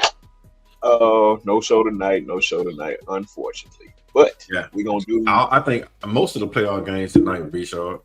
Yeah, so 6 o'clock tomorrow night. Y'all come check us out. You already know the fellas gonna be there. And I got some. Well, I can't announce them yet. Got some got some big interviews coming up, man, that y'all gonna really, really love. By people. I hope it's that big ass defensive tackle. Which one? I ain't calling his name. Oh, it ain't with no recruit. I can tell you that right now. But you can, we can make it happen. We can make it happen. All I gotta do is just say I know piano, man. Facts. All I gotta say, I know piano, man. Now what? Tell me something good. Facts. Man, I ain't nobody. Yeah, shoot. The streets be talking, man. And Brockman got me on him being mean this morning. No, like we agree and we disagree, bro. Everybody don't agree on the same stuff, you know. I just think our defense is a bend but don't break. You know what I'm saying? Like we you know what I'm saying? Because we give up yard, but we also make, like, in the red zone, bro. Like, I think our red zone defense is up there. Like, we have pretty good red zone defense, and we have, I think, the second or third most turnovers caused on defense, this year. And we did last year too under Kane Womack. So this defense that's what it predicates itself off of. Is turnovers. You know what I'm saying? And I think I do think our linebackers and our D line could play a lot better than what they have been playing. Because I believe in our guys. You know what I'm saying? And I want us to play at a very high level every game. But, man, Alabama's defense came a long ways from week 1. And you know that, B. Sharp. Everybody in here know this. Like, look at us from week 1 to now. Like, we growing, man. And I just don't want to shit on our defense like that, man. But I do keep it. I try to keep it. I try to keep it 100. We growing. But hell, after damn week 9, your ass should be growing. No, I agree. I agree with that. But I'll say this: we are still playing some young guys on our defense. You know what I'm saying? And you got to look at the injuries we done had. When Tim Keenan was out, we had Jeremiah Beaman, who's a sophomore. Then we lost him. You know what I'm saying?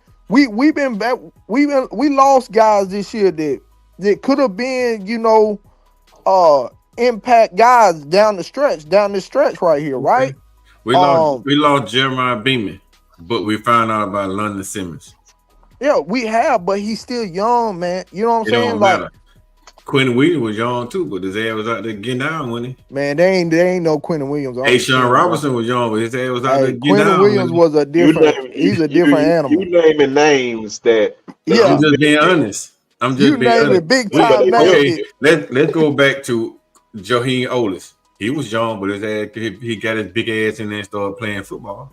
But he ain't on the level as Ashawn and Jerron Payne. I mean Jerron Reed and Jerron Payne and all them boys. That was those. He ain't on no Quentin Williams. I promise. Those are dogs. That's a whole different era of football. See, we went from the dog era of football to the soft era of football. There's still some dogs out here, but we're not recruiting all the dogs. I get it. Football has gotten soft. You can't hit motherfuckers in the head no more. You can't do none of that. You can't do nothing no more. You see what I said last night to Marvin, man? I told Marvin I'll run him over now. I mean that. But I'm gonna just say this, man. Like, hey, Marvin, a big man, boy. That was in college football now. What I'm trying to get you to understand, Brock. They recruit stars. They don't recruit dogs. It's star power. The star ranking will make sure recruit ranking go up. So you go down here and start bringing on some of these dogs, these showing up hungry dog mentality kids that we know that's out there. Your star rating is not going to be that high, and then your recruit numbers are not going to be that high. Everybody want to be in the top 5 in recruit rankings. They don't. They care about those rankings more than they care about finding the right guy that's gonna come in here and give me everything I want. I go out there and get all the damn stars I can, and then I get me 5 of those fringe guys that's so nasty that when you come in to practice, you're gonna have to pull them off each other every day because they're ready to fight every single day. And I guarantee you, Alabama camp right now, Alabama practice, they don't have not one fight. If your teams ain't fighting against each other on offense and defense, ain't battling and fighting against each other. Yeah, you ain't got a damn team. They should be wanting to fight each other every damn day in practice. And when we was up there all summer long, those guys were damn fist fighting, ready to damn tear each other apart. Hey, B Sharp, Carl want that old Bama, man. Where we had them That's what I want. smoking. Hell yeah, you want That's what I want. I get it. I get it, man. What you want, man? What you want, bro? They ain't walking through that door. You want the basketball? You want the basketball team out there playing? Because I see you got your basketball picture up there. You want to go and get the basketball team and put them on the damn football field? Come on, man.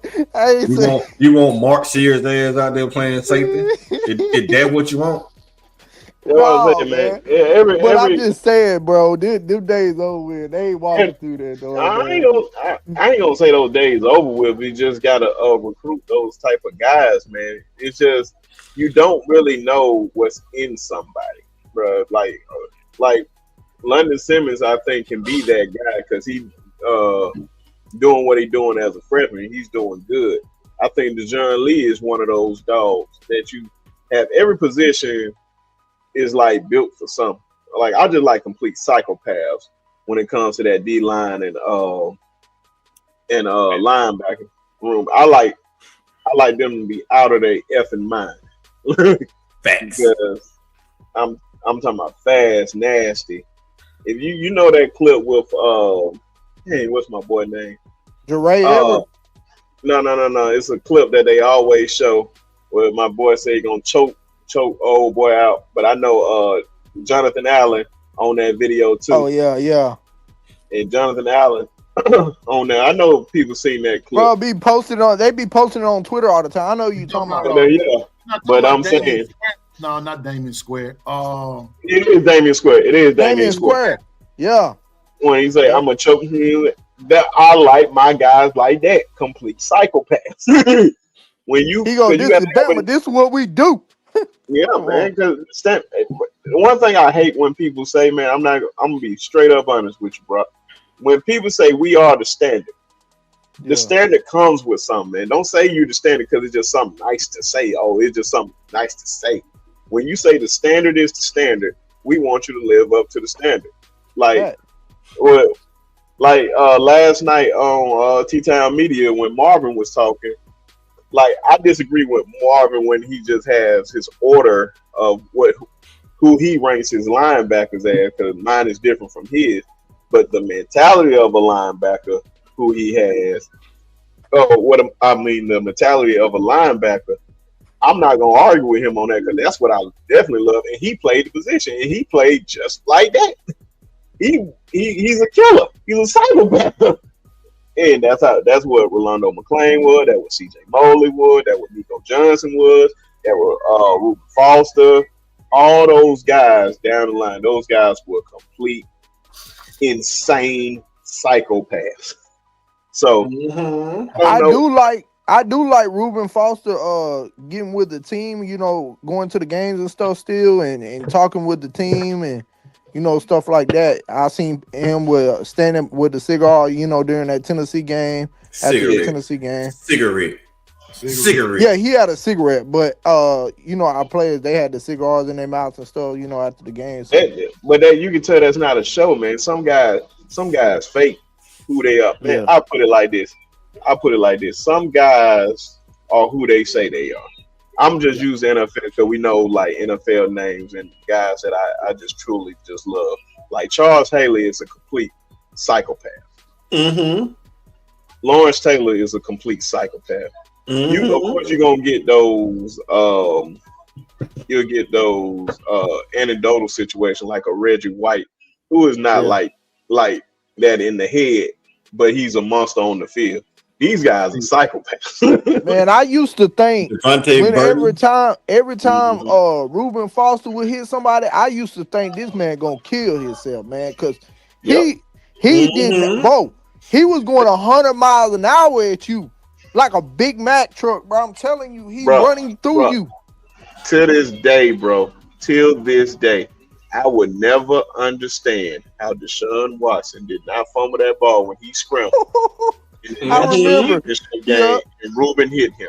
I'm They telling can you, do the helicopter. Yep. that ball would have been in the 5th row if he hit me.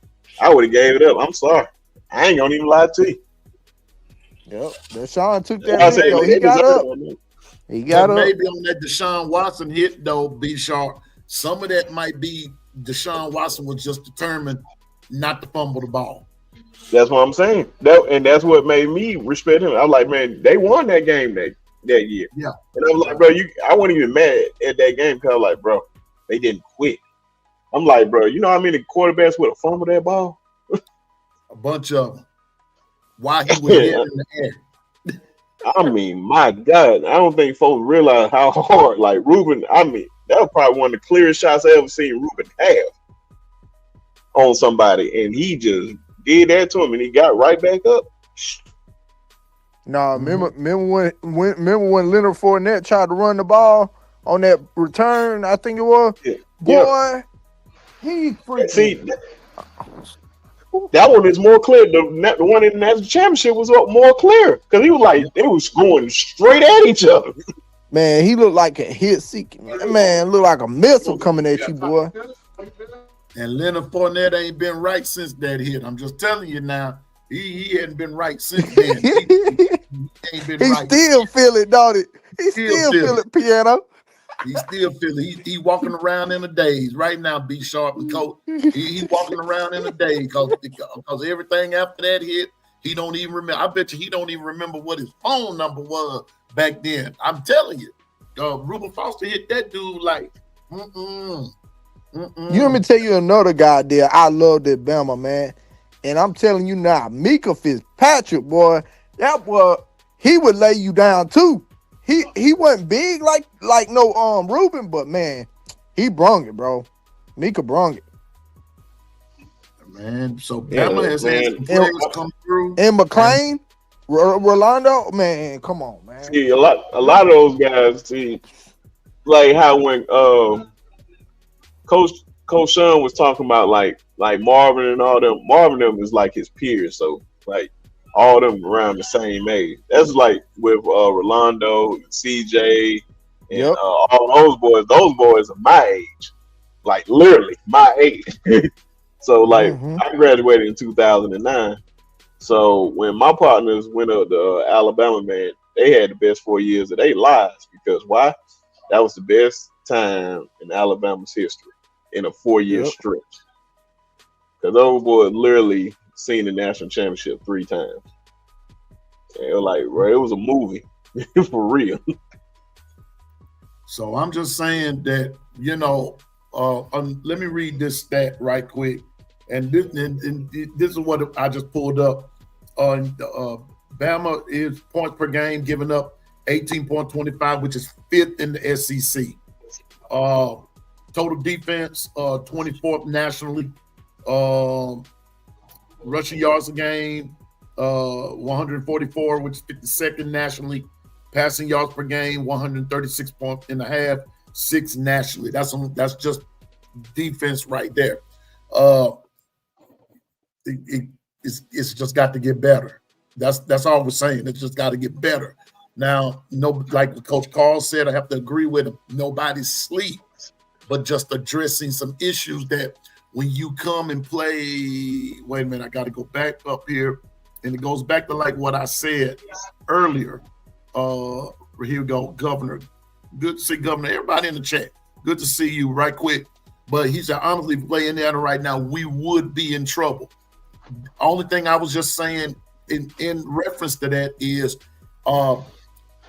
Indiana is playing dominant no matter who they play, even though the competition may be inferior, but they're dominating them. Whereas with Bama, on the other hand, it's not that dominant. Yeah, South Carolina may be good, but like Coach Carl said, from a woulda, coulda, shoulda perspective, it was not supposed to be like that. Bama should have just mopped the field with them, and but we didn't. So if you put Alabama and Indiana in the same arena right now, based on how both teams are playing, yes, the edge is going to go to Indiana based on how they're playing the game.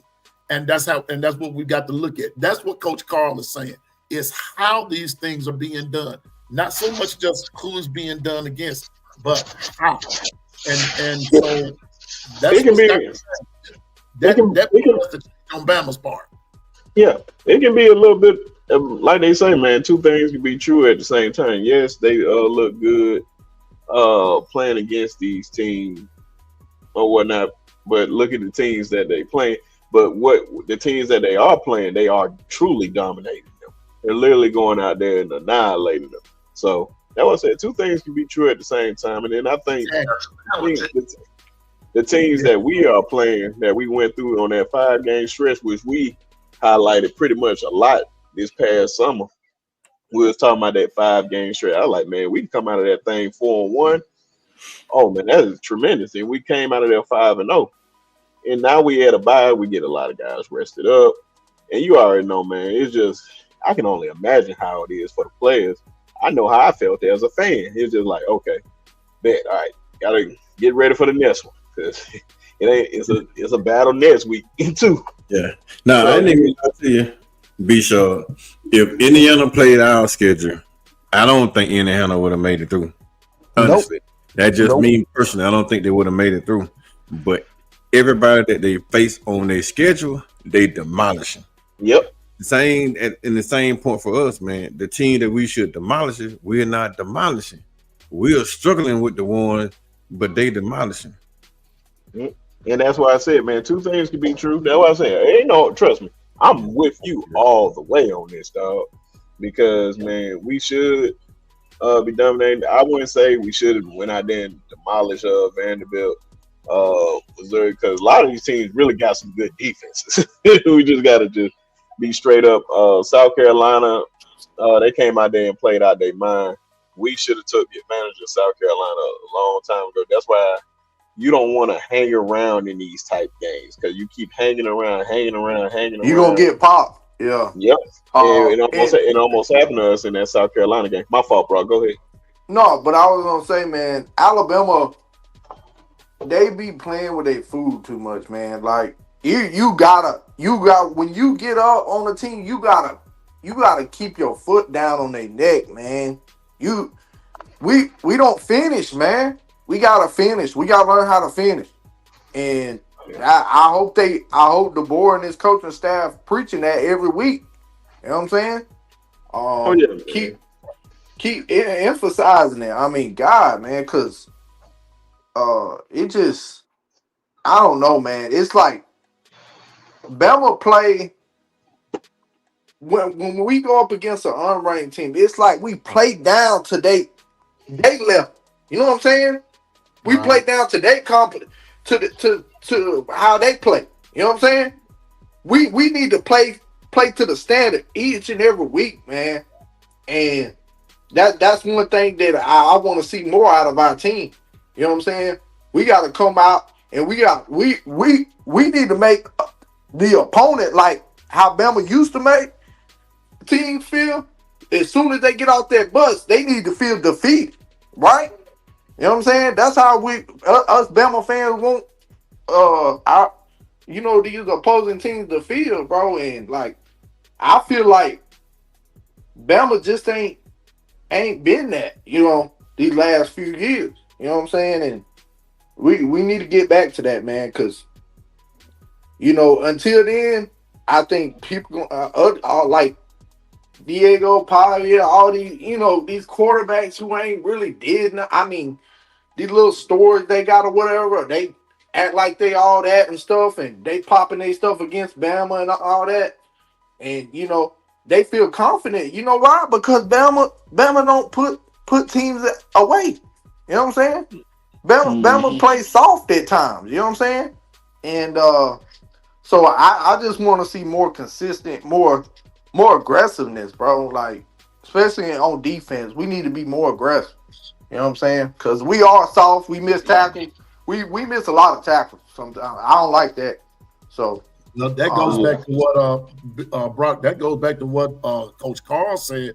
That goes back to technique and ankle grabbing and escorting folks and square dancing and all that kind of stuff. That's what that goes back to, as opposed to playing physical, dominant football. See, a lot of that is technique. A lot of that is, things are not being stressed in practice. Maybe not. I don't know. I'm not there. But I know what I see from the product on the field that, yeah, we're winning, and I give us that. But I got to go back to what Coach Carl and what B. Sharp and what Marvin Constant, Jonathan, and all of them were saying last night is how this thing is being done. And so if we get in against a team in the playoffs, let's just fast forward to the playoffs right quick.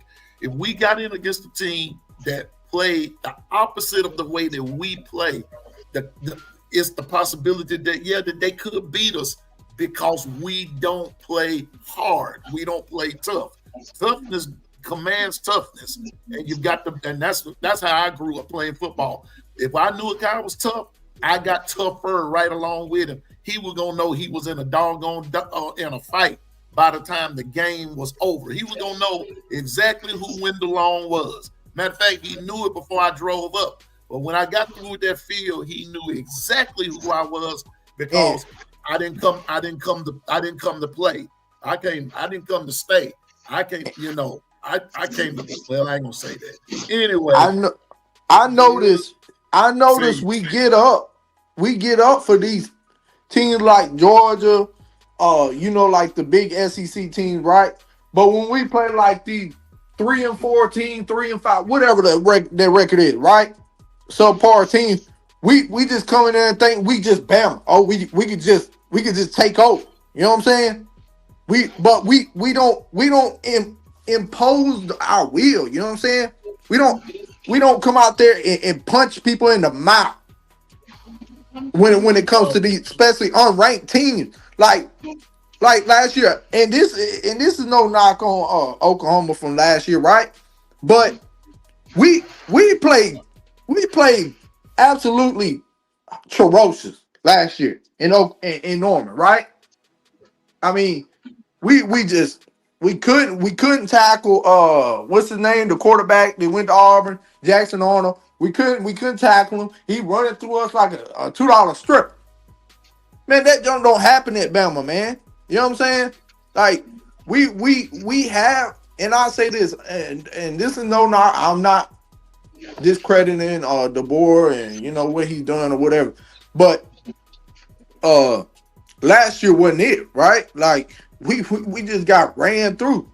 Like that couldn't happen, man. And like I feel like this year is better, but it's still where we not finishing, man. We have to finish. You know what I'm saying? Because if you let a team hang around, like B Sharp said, they're gonna end up popping you. So it seems like, Brock, that you are finally coming around to our side. See how you argue with me? I was just about to say that. And now you finally start to combat the earth.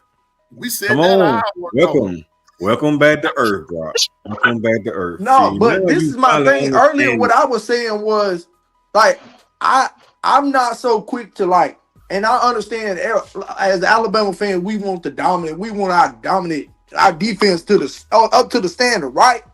But I just didn't want to like shit on our defense. You know what I'm saying? Because you know what I'm saying. I feel like that they going out there playing hard, but I do feel like it's room for improvement. We gotta keep improving, right? But I do understand where y'all coming from. You know what I'm saying? With we just not finishing. I actually been saying that. I'm like, we winning games, but we should be blowing teams out, especially like a South Carolina. Like I said, you finally coming around. And my Trevor talking about he remember when Nick Saban was 7-6. Hell, we all remember when Nick Saban was 7-6. He ain't had no team, but we do remember Nick Saban's second year when he went and got those dogs and brought those dogs in Tuscaloosa. where he went. What was his second year with them dogs in T-Town? He was 11-0 before he 12-0 before he met Florida in the SEC championship game. He lost to Florida in the SEC championship game. His third year, he clean sweep, curve, stomp Florida in the SEC championship game all the way to a national championship. Let's just be honest. I'm just saying, man. Dogs, like we said, just for everybody, Coach Carl B. Sharp, and like I said, I had to reference that, and I was hoping Coach will be on here, either him, Jonathan. Didn't know if Marvin Constant be listening to some little old nobody like me, but I'm just saying what they said last night. I thought about that thing all night. I was out and about, and I couldn't even enjoy myself because I thought about what T-Town Media was saying, and I went and just taking notes, and I was at dinner, and everybody knew that I was disengaged because I was really thinking about what Coach and the rest of T-Town Media about. What's up, John? There go John right there, piano. Yeah, I see John. What's up, John? Wait a minute, hold up a minute. Let me see if I can do this. Wait just a second. The crazy part about that piano, man, like Steve Montrevious, he put it again. It took Saban 2 to 3 years. No, it took Saban 1 year. 1 year. Year one, Saban got the recruits he wanted. Year two, Saban started kicking ass. It went on 2 to 3 years. 1 year, he played with Mike Shooter team their first year. The second year, he put Mike Shooter team with Caleb DeBoer, with his kids, and they started kicking ass. And when he started kicking ass, he continued to kick ass for 17 years of kicking ass. So don't go around talking about it took Saban on 2 to 3 years. It took Saban 6 weeks. That mother walked in the damn door and put a recruiting class together that was outstanding. Started with Julio Jones. So don't get that shit sideways. When Julio said, I'm coming to Tuscaloosa, all the national recruits followed. So thank Julio Jones. That's all I gotta say. So Coach Carl, that's how much I thought of the show last night because it brought some things into a reality. And and I was trying to argue, really argue against some stuff. But when I started looking at what you all were saying is how it's being done, I said you can't argue with that. You can't argue against it. The only thing I will say about that, I'm about to say Coach Saban came 07 and all that. I'm about to say Julio a year older than me. No, I say I always consider and always will consider Julio the foundation to this whole Alabama dynasty. Because one for him, that whole house, like the whole Minkas, the Jalen's, Tours, whoever you want to name, all of them are a part of what Julio started. But the only thing that we all got to realize is this is not the same college football. That's the one thing that a lot of people got to get out of their head. This is not 2008. This is 2025. Whatever happened back then, trust me, it's the reason why Coach Saban is not here now. Is certain things you got to do a little differently. Now, some things you don't have to do a little differently. Everything takes an adjustment. The same Nick Saban that came into Alabama during that time, it's not the same when he left because he came in with a whole different type of philosophy and everything. So that's the only thing that I want people to get out of their head when it comes to this football, man, is it's a different game now. It's way, way different. So we saying, oh, well, we did it like this and they played like that. Guess what? We didn't have those type of cornerbacks. I love Javier Arenas and Kareem Jackson. But Pat Surtain is a better cornerback than him. I love Rashad Johnson. He's not better than Mika. Not better than Mika. That's what I'm saying. It's like over time, guys got better and better.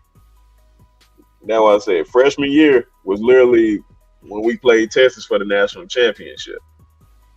So man, it just get that out of your head. If we can just not, a lot of the stuff that like irritates me is when we just like, well, Coach Saban would have did it, Coach Saban would have did that. God. You don't know what he would have did because it's a different time now. It's a different day and time now.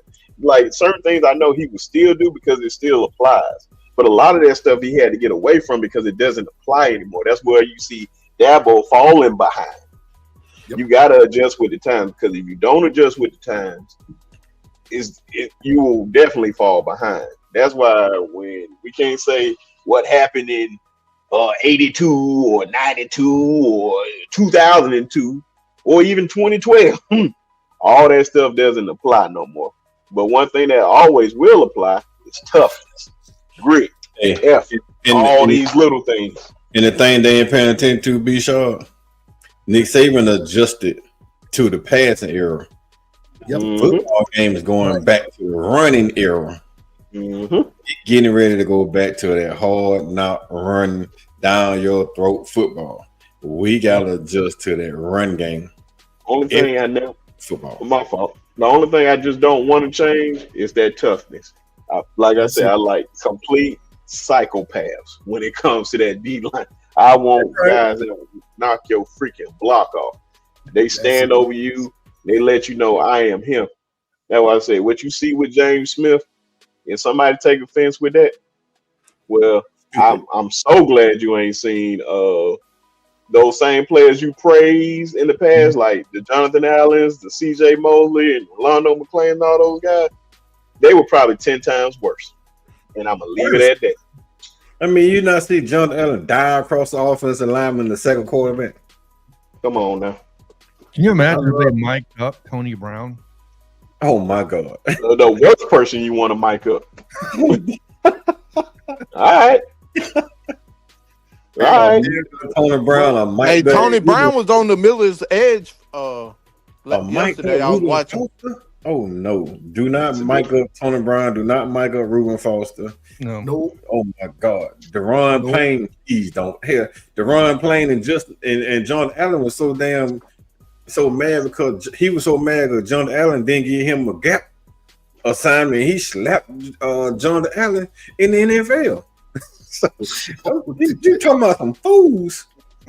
Give me them, please, man. If I promise you, recruits, if y'all are listening, if y'all retarded like that, still getting good grades because you got to have the grades now to get to Alabama. But if you got that type of retard going on, please come to Alabama. We need you, please. Please and thank you. Welcome to the show, everybody. None other than the brainiac himself, Jonathan. What's up, man? Right quick, what's going on with you, man? I appreciate it. I appreciate the compliment. I don't know about the brains, my man. No, go ahead. No, I'm about to say something to you real quick, John, because I had to go do something real quick. Yeah, I meant what I said last night about Marvin, man. You think I'm playing? We're gonna set this up. We're gonna set this up. Salute to the brains behind T-Time Media. No, man, I'm just talking mess, man. I'm just doing this for the folks. I'm talking mess. Marvin, see this? Oh, okay, all right. You sure? Brinsky, you were right about my microphone. Hold on, John. Be sure. I'm gonna get Marvin on the phone, and we're gonna have a camera set up, all different angles. Don't let me down, B Sharp. I got my money on John. No, I'm cool. I'm cool, brother. Whoa. What do you mean? I'm cool. I'm cool, brother. I know my lane. I only do things I know I can win it. The cameraman gonna win. The cameraman gonna win. I'm just telling you. But what you were saying, John, my fault. Before I get up out of here. You were right about my microphone, by the way. So it wasn't picking up through my interface. What happened was I turned on my microphone too late when I got into the stream, so I couldn't hear the echo. Then when I got off, I heard the echo. I'm like, "Yep, he was right." That's one of the that's why when I wrote you at the end, I was like, "Yeah, boy, you gonna hate this when you." Man, I wouldn't say I was cussing up a storm, but I was pretty mad. Mm-hmm. Well, Jonathan, we talking about your show last night. I told Coach Carl that I'm in Memphis, Tennessee right about now. Oh wow! And I went out to dinner with some friends, and I was very, very disengaged with my friends because after you all show and everything, just some things that were discussed last night just weighed heavy on my brain. And I'm there sitting at the table with all them, some of my friends from church and all that kind of stuff. I wasn't hearing a word they said. All I was hearing was T-Town Media, and I was just taking notes, just sitting at the table, jotting down notes. That's what I do, and I was hoping one of y'all got on, and the Lord done blessed me that both of y'all are on. I just wanted, y'all's perspective on last night, just to let fans know that, we had to have a real talk, a real talk, and Coach Carl explained it. He said it best from a fan's perspective, from a player's perspective, and from a coach's perspective, And so I just wanted your take on last, what you're seeing from Bama. Yo, well, before we go, man, I do want to tell y'all, man, appreciate Piano, man. Shout out to y'all brother, man, Brock, Bishop, John, Coach Carl. Man, y'all already know what time it is, man. Like I said, no show tonight. 6 o'clock tomorrow on a Friday, a rare Friday show. So, man, but y'all make sure y'all hit that like and subscribe button over here. Show my brother some love, man. And I'll catch up with y'all later. All right, B Sharp, I appreciate you, man. Appreciate you staying a while. Appreciate you, man. It's all good. All right, be sharp, everybody. But Jonathan, go ahead, bro. Yeah, no, look, the whole point of T-Town Media is getting every perspective, right? So, which is the concept behind me as the fan, Coach Carl as the coach, and then Marvin as the player. And look, if you don't want to hear the truth or what we consider the truth, the subjective truth to us, I wouldn't venture over to that side. But I'll say this, we're there to talk about the whole thing. We're not there just to drink the Kool-Aid and everything else. But no. So when we get on there and we talk about things like, look, this offensive line has major problems. Can't do the basics right? Can't scoop block, can't do a bunch of other things right. Or the defense. The defense hasn't improved week to week as much as we would like to think it has when you go back and look at everything. Maybe it hasn't. But no, that's kind of the concept behind this thing. I don't know exactly what part of the show you're specifically referring to that you guys were talking about, Coach Carl. You want to fill me in? Or you, Piano Man? Like, what specific? They were talking about that. They were talking about the gap scheme. So, the 1 gap, 2 gap. You're talking about that. So no. So of course I have to do my homework as a fan, talking about what's a 1 gap, what's a 2 gap guy, and stuff like that. And like, what I love about getting on here, and even on yours, Piano Man, and everybody's, Brinsky's, Jantz, right? So Coach Sean, J-Man Show, Bishop over there. He jumps on with Jason all the time. Like, I listen to those guys. Everybody on you tend to learn something, right? And one thing I've learned throughout the years is asking those questions is very important. So, in understanding that we don't have those guys on that defensive line anymore, right? So, and obviously the one thing I learned last night is, like, to be a 2-gapper, clearly the strength and all that's got to be there, but you got to be a different animal, a different side. And we just don't have that on the defensive line right now. I know a lot of people want to praise James Smith for what he does, and James Smith is a great 3 technique, in my opinion. He gets after the quarterback and all that great stuff. But when it comes down to it, and I love his attitude, but we need more of that just across the board, right? So take James Smith as the base, in my opinion, and then add more to that. I think London Simmons can be that guy. I don't know how much you guys have paid attention to London Simmons this year. We've interviewed him on the Bama Standard a ton of times. I would say starting a year ago. And you just kind of see that dog in him a little bit. How much that's going to blossom, we don't know. But so far through this year, it looks pretty damn good, in my opinion. Isaiah Faga, you know what I mean? You got so many guys on that defensive line. It's going to grow up through the Freddie Roach, through the Kane Wommack defense and all that stuff. But at the end of the day, am I impressed with Kane Wommack's 4-2-5 defense? Probably not.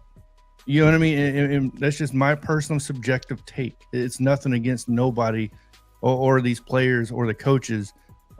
It's just something I think Alabama needs to work on. We've lost that dog style of player. And that's why I was so hell-bent and made a video on Emmanuel Ruffin yesterday, right? So Emmanuel Ruffin's got dog in him. You watch Emmanuel Ruffin tape, we need that dude on our defensive line. And the fact that he's most likely now, by the way, he's pretty much all been given, he's going to Ohio State, pretty much. He decommitted from Colorado. Alabama didn't even make his favorites list. It's Ohio State and Missouri. And the dude's out of Bessemer, Alabama. If I get it, not everybody wants to go to Alabama. I understand that concept. But the fact that, once again, we watch another guy. Watch this dude turn into Peter Woods. Watch it. and we're going to watch another one leave. It's just that type of frustration. That's just the base level of it. I don't want to go sideways on here. No, hey, Jonathan, check this out. It's not really going sideways because, see, that's what Coach Carl was saying when I asked the question last night about, okay, if we don't have the personnel to run a particular scheme, then why are we running it? And then Coach Carl broke it on down as into, this is what's been introduced from the word go, blah, blah, blah, blah, blah. But then Coach Carl also said, but what the real deal is that we're not getting these particular style of players that we're really wanting. And so, no, sir, it's not going sideways because for every door, there's another door. There's another avenue. There's another whatever. It ain't just about a 4-2-5 or a 3-3-5. There's other avenues that goes with it. There are other side streets, other paths that lead to the big picture as into why Bama is struggling. So if we're not getting the players and now the Peter Woods, like I said, I'm just not getting off in all of this. I didn't know anything about Peter Woods until after I got into podcasting and didn't get him. What's the guy that went to Oregon? Not Tank, but the other guy. Come on, not Noah Wilson, but I know who you're talking about. Oh my gosh, I wish whenever y'all getting on, I'm trying to think. This other guy who came about 6 times, visited Bama 6 times, and still ended up going to Oregon. You see what I'm saying? And these guys, Oregon, Oregon this past year. Oh, yes. when was this? In this class, 2026 is the one he's talking about. But to your point, even further, talking about Naheem Afro. Yes. There we go. Thank you. To further your point, though, I was talking to Coach Carl yesterday. I believe it was you, Coach Carl, I was talking to. Caden Fife, who's a recruit that I've been in contact with for over a year, right? He's out of Chattooga. He lived in Alabama to a certain point. He's lived in Georgia. You're talking about a guy that's a 4-star defensive lineman who's had a lot of personal connections, openly said that Alabama is one of his dream schools, right? So, and we have the interview on the Bama Standard for this. And he talked about Alabama, talked about Florida State at the time because he loved the D-line coach there. Obviously, all that stuff. He listed a host of others, including Georgia Tech. He's a really smart kid. So, of course, him being right there pretty close to Atlanta and that whole area, he wanted to consider Georgia Tech.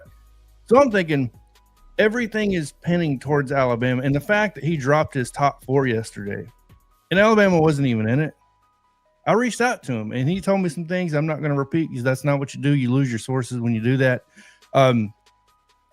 It's wild to me that this guy, we're talking about a guy that's 6'5", 290 pounds on the defensive line. You know what I mean? Like, who went from a low grade 3-star, right, where he barely got any attention at all, and now he's damn near a 5-star. And it's like, man, we just continue, in my opinion, to whiff on so many guys. And look, I know we get a lot of great recruits too, but I want the recruits. I'm not saying I want the Quentin Williams. Those dudes don't fall out of trees. Those dudes aren't found around every corner. But what I'm saying is I want dudes with attitude. James Smith, what he did, like Brinsky said, I'll back that all day long. We need more guys like that are willing to fight, right? I'm not physically, like, all the time, obviously, but what I'm getting is like play with an attitude, play with aggression, because it seems like that's the case. And this is not, by the way, just an Alabama problem. This is across all of college football, and I don't want to pin it down to just Alabama. So let's be real for a minute. Even when you look at Georgia's defense, 2021, 2022. That defense is not the same. Since Will Muschamp has left and it's just Glenn Schumann, that defense is not the same. Be real for a minute. They don't play with the same attitude they used to play with.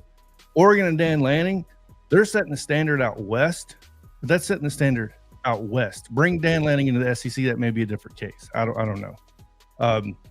But I'm not going to knock him. Dan Lanning is taking advantage of these recruits in the South he can bring out west because he knows how to evaluate. He has the people around him to evaluate and know that he needs dogs on that team, and he's getting them. So, and I'm not saying Oregon's doing a better job than Alabama. I think Alabama's doing a great job in recruiting. There's just certain recruits I'm just really irritated that aren't being really looked at from Alabama. I made another video yesterday. Coach Carl can tell you about this too as well. I made another video yesterday on Cedric Simmons, #1 wide receiver in the state of Alabama for 2027. Like over 1,600 yards receiving, 165 yards a game, 15 touchdowns, #2 in the nation in receiving. Auburn gave him an offer, and North Carolina gave him an offer yesterday. And I get it, you can only recruit so many guys, but I at least want to see Alabama giving these guys some attention, and you just don't see it. So, as the season goes on, and one of the things that I said I was going to be committed to more this off season is that I'm going to really pay more attention to recruiting, even though that might not be my thing, but I'm going to pay more attention to it because listening to you, Jonathan, listening to Coach Carl just this morning, and even B Sharp, you bring it up.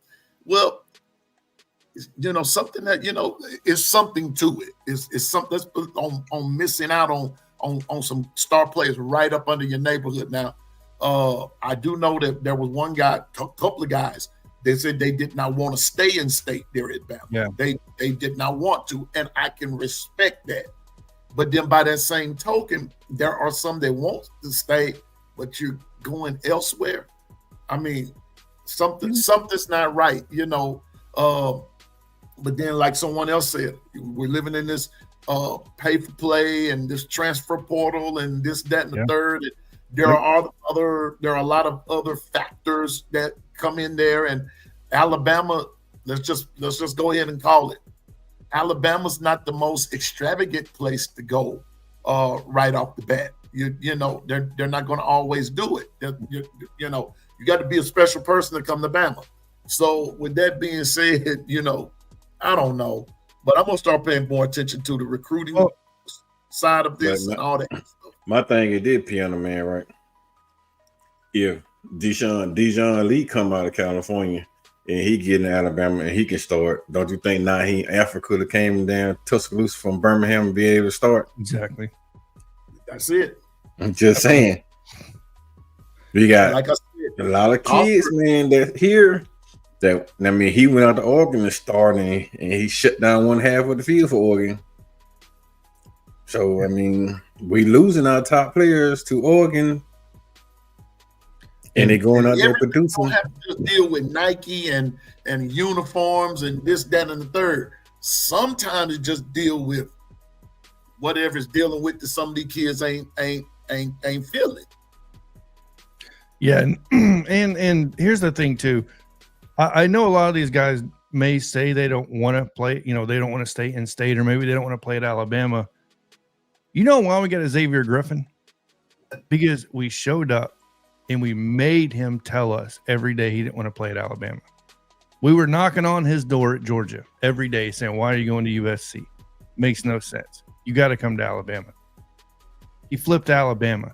Even if these kids say they don't want to play at Alabama, you got to make them tell you no. It's like if I'm an LSU AD, even though Nick Saban's 99.9% not going to come to my school and coach, I'm still making that phone call. It's the same thing. You just can't let these guys say they don't want to do something.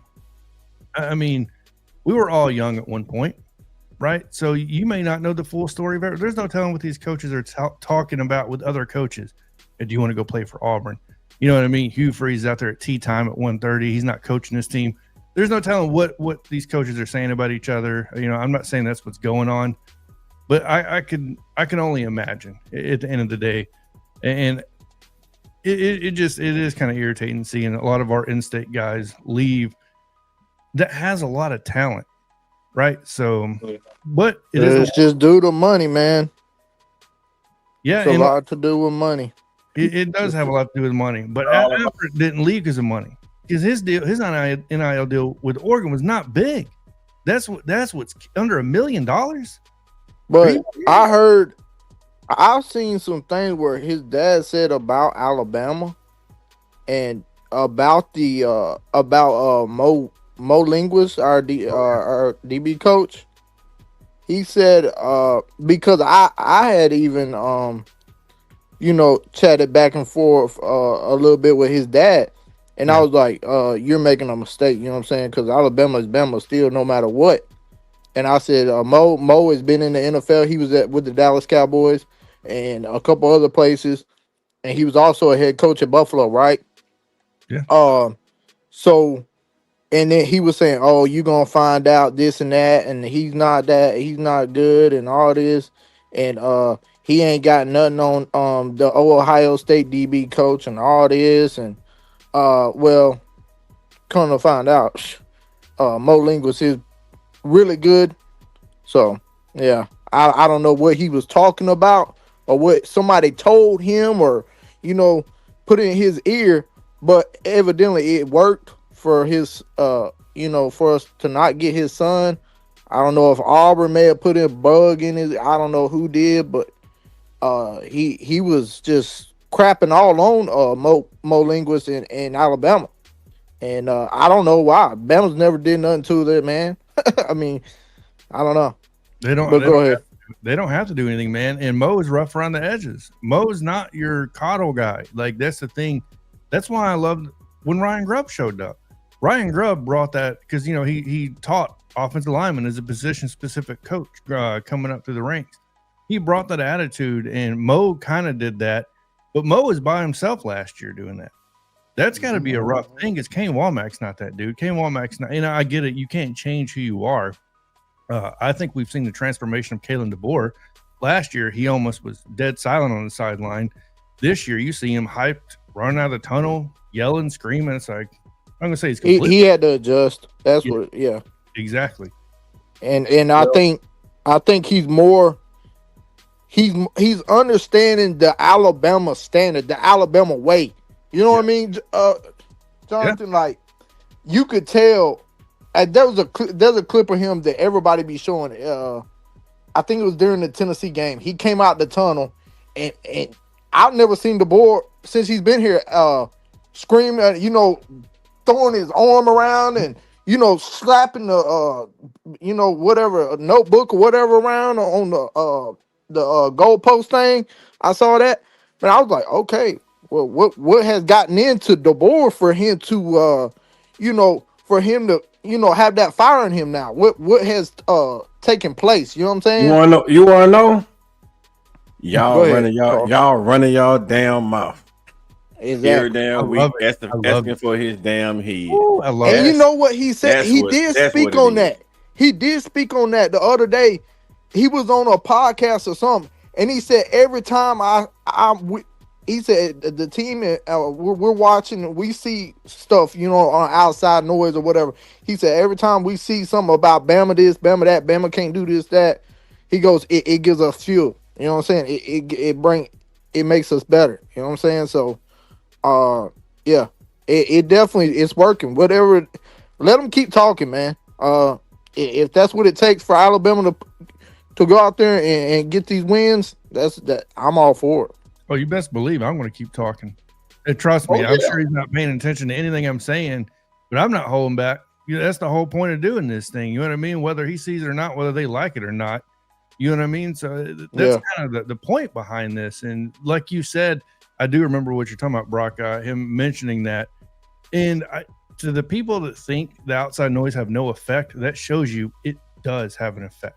Right, we saw the Auburn chance of fire Hugh Freeze. We saw the LSU chance of firing Brian Kelly.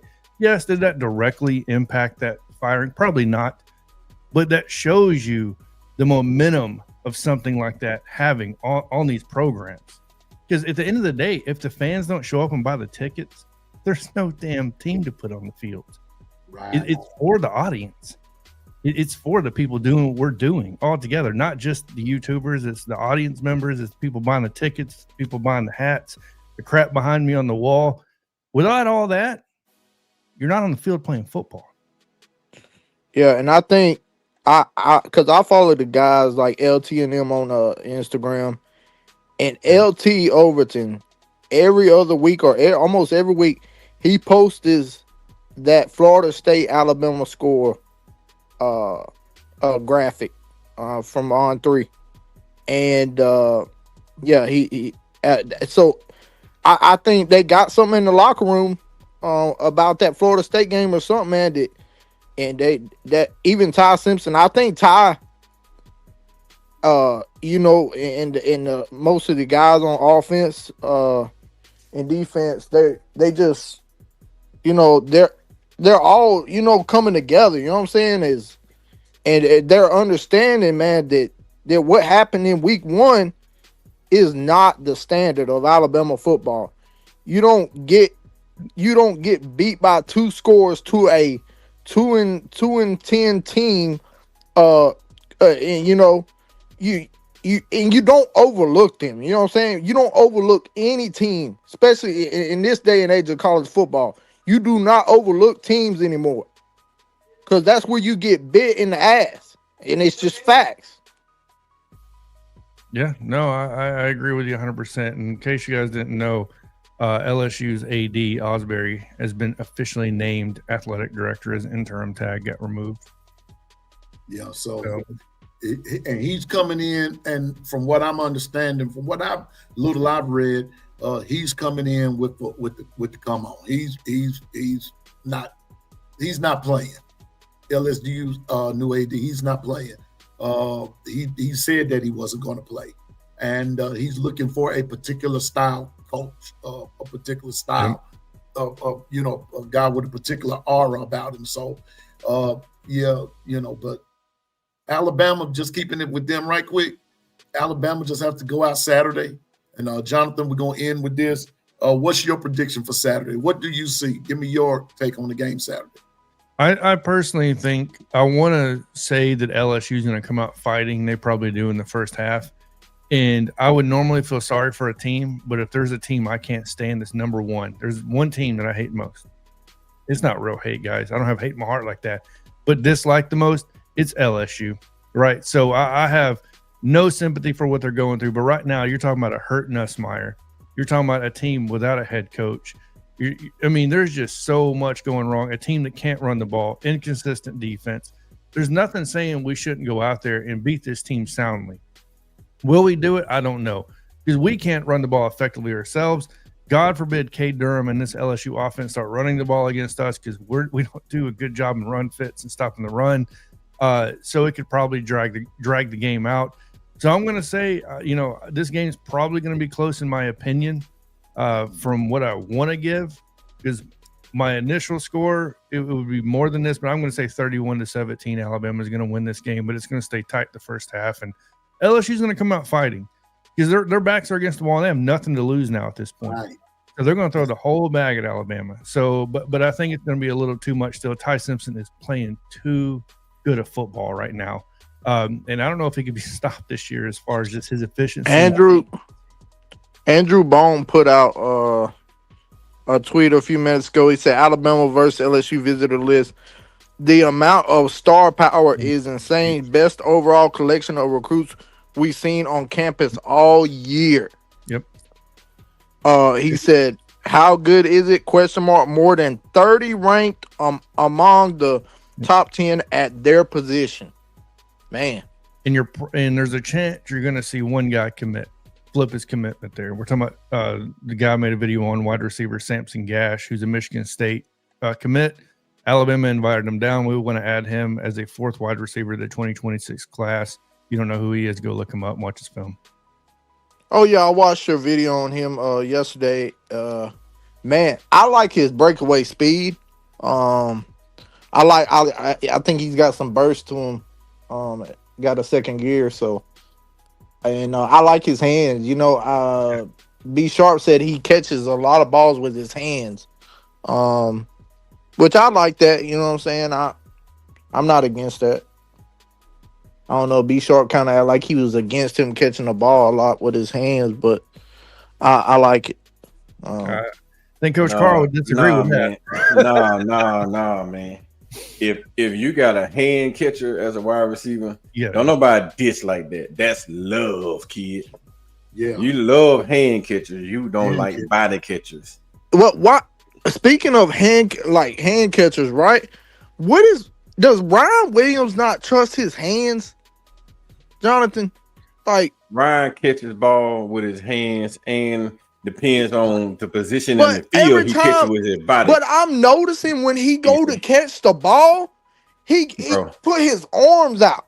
Like he's a 160-pound kid, man. You No, sending he the guy ain't across. that small no more. You're sending the guy He got across the weight. middle, right? Sending across the middle. You're not catching the ball with your hands across the middle unless you turning your head looking. So he's looking it in and he's cradling it, making preparation for the hit. Yeah, bracing. So you got, Jeremiah Smith going across the middle. He's catching it with his hand because he's big and physical enough. He know that not many DBs going to deplete him. He need to do like Devontae Smith did, catch 100 balls or 200 balls. If you pay Devontae used to catch. Go back and watch Devontae Smith. Go back and watch him. He was catching those balls in the body two across the middle. Yeah, through the middle he did. Jaden Wallace, Henry Ruggs, even damn old boy from Florida. I keep forgetting his name. You know what I'm talking about, man. I don't know why Ryan can't do Jerry Judy. They catch the ball across the middle in traffic with your body preparing for the hit. Only the big boys catch the ball with their hands knowing that they're going to get knocked out. And nowadays, you don't see the big boys doing it. Only person I really see doing it now is Jeremiah Smith because he's I don't know. Ever since he got popped, ever since Ryan got popped by the former Alabama DB, what's his name? Earl Little. He ain't been right since, man. Like he it's just like he's scared. Like, man, listen. Like, if you run your ass across the middle and you get hit like that by Earl Little with 0 F's, Earl Little didn't give 0 F's. He didn't. It was like he hated Bama that day, boy. Yeah, like he do. Yeah, he does. 0 F's. The man that don't give 0 F's about you, man, he trying to kill you, bro. So you run your ass over there, bro. You talk a lot of noise now. Run your ass across why the middle. He hate us? Why he hate Bama? It ain't our fault he didn't get on the field. Let me come across the middle and hit you. Hold up, Brock. Let me help you out right there. What you missing the point is this. When you get a man, okay, I'm gonna bring it back a little bit old school here. Coach Carl know exactly which way I'm headed with this. There was a guy by the name of Jack Tatum. Mm-hmm. He hit a guy by the name of Daryl Stingley. I remember, yeah. Okay. 0 F's. He didn't give a good rat's behind about Daryl Stingley, but if you go back and think about the Raiders back in the day, they didn't like nobody. They didn't care who you were. See, so you can't just say, why he got to do that against Alabama? No, he's like that probably against everybody. It just so happened to be that day against Alabama. It would turn up just a little bit more because it's Alabama. Exactly. He haven't played that high. You ain't give me an opportunity to play. He hadn't played like that ever since that. You want to know why? How many quarterbacks you seen throw the ball in that area where Earl Little can tee off on somebody? Nobody does that. They ain't throwing that ball like that. Earl Little can tee off on nobody no more. Especially they know he coming. They know he coming. Wide receivers is not running those dig routes on Earl Little like that. Yeah, we gave him that. Yeah, it's on film already. Yeah, we put it on film. They put it on film. But that dude is different. See, that's the dude that we keep telling you that we need. We want that guy. We had him. Give me him. Yeah, you gotta have him. But at that time that Earl Little was there, Brock, you had other dogs out there. Yeah, he was playing behind other guys, man, that's in the NFL right now. See, and he didn't get that chance. I mean, that's why he's so mad. Yeah, I'll be mad too. Shit. Yeah. I mean, come on, man. That's the nature of it. And then you come across here, the number 2 wide receiver in the country, the guy that's on the front of the damn game, and you gonna run your ass across this on a deep dig route in front of me. Yeah, that's called ego. Ryan gotta be tougher, man. But wait a minute, man, it ain't that much toughness in America. You let I put it like this. Everybody, we were all raised about Jeremiah Smith. You let Jeremiah Smith roll his ass across Earl Liller on a deep dig, and if Earl Liller don't clean his ass up, he gonna clean himself up because Earl Liller gonna try to kill him. I'm gonna just tell you that right now. He trying to clean your ass up. Look what and if happened. Jeremiah get up and walk away years ago when they play in Georgia. You got the same identical thing. And Marvin Harris Jr. Did you seen that how they cleaned Devon his Bullock ass up? cleaned his top, boy. They cleaned his ass up. And did he come back? Did he come back? No. So it happens to everybody.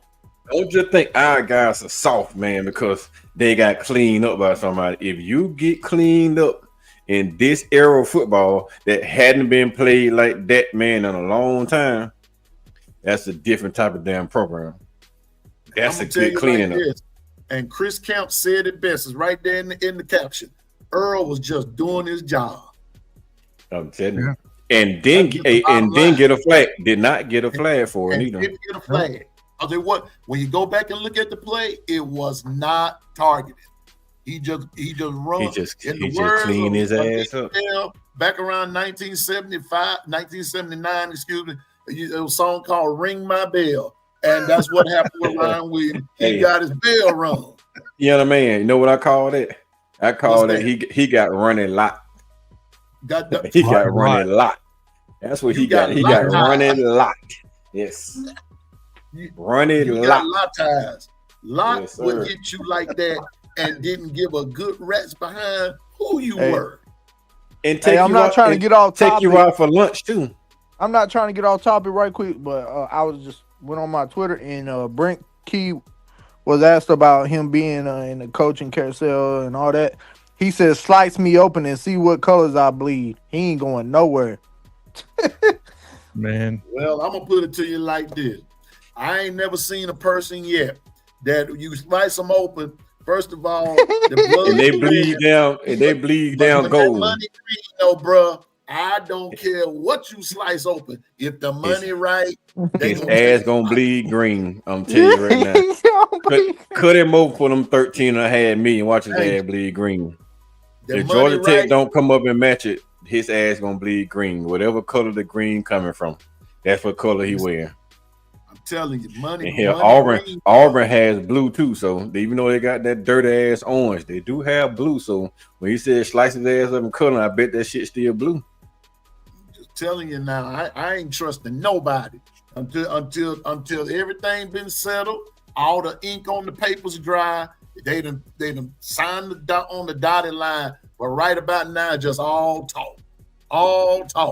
And so I'm about to jump off piano, man. Y'all be safe. Get up out of here too, hey, y'all. the brains behind the operation, John, man. Thanks for jumping on. No, let me get out of here, man, so I can go do some real work.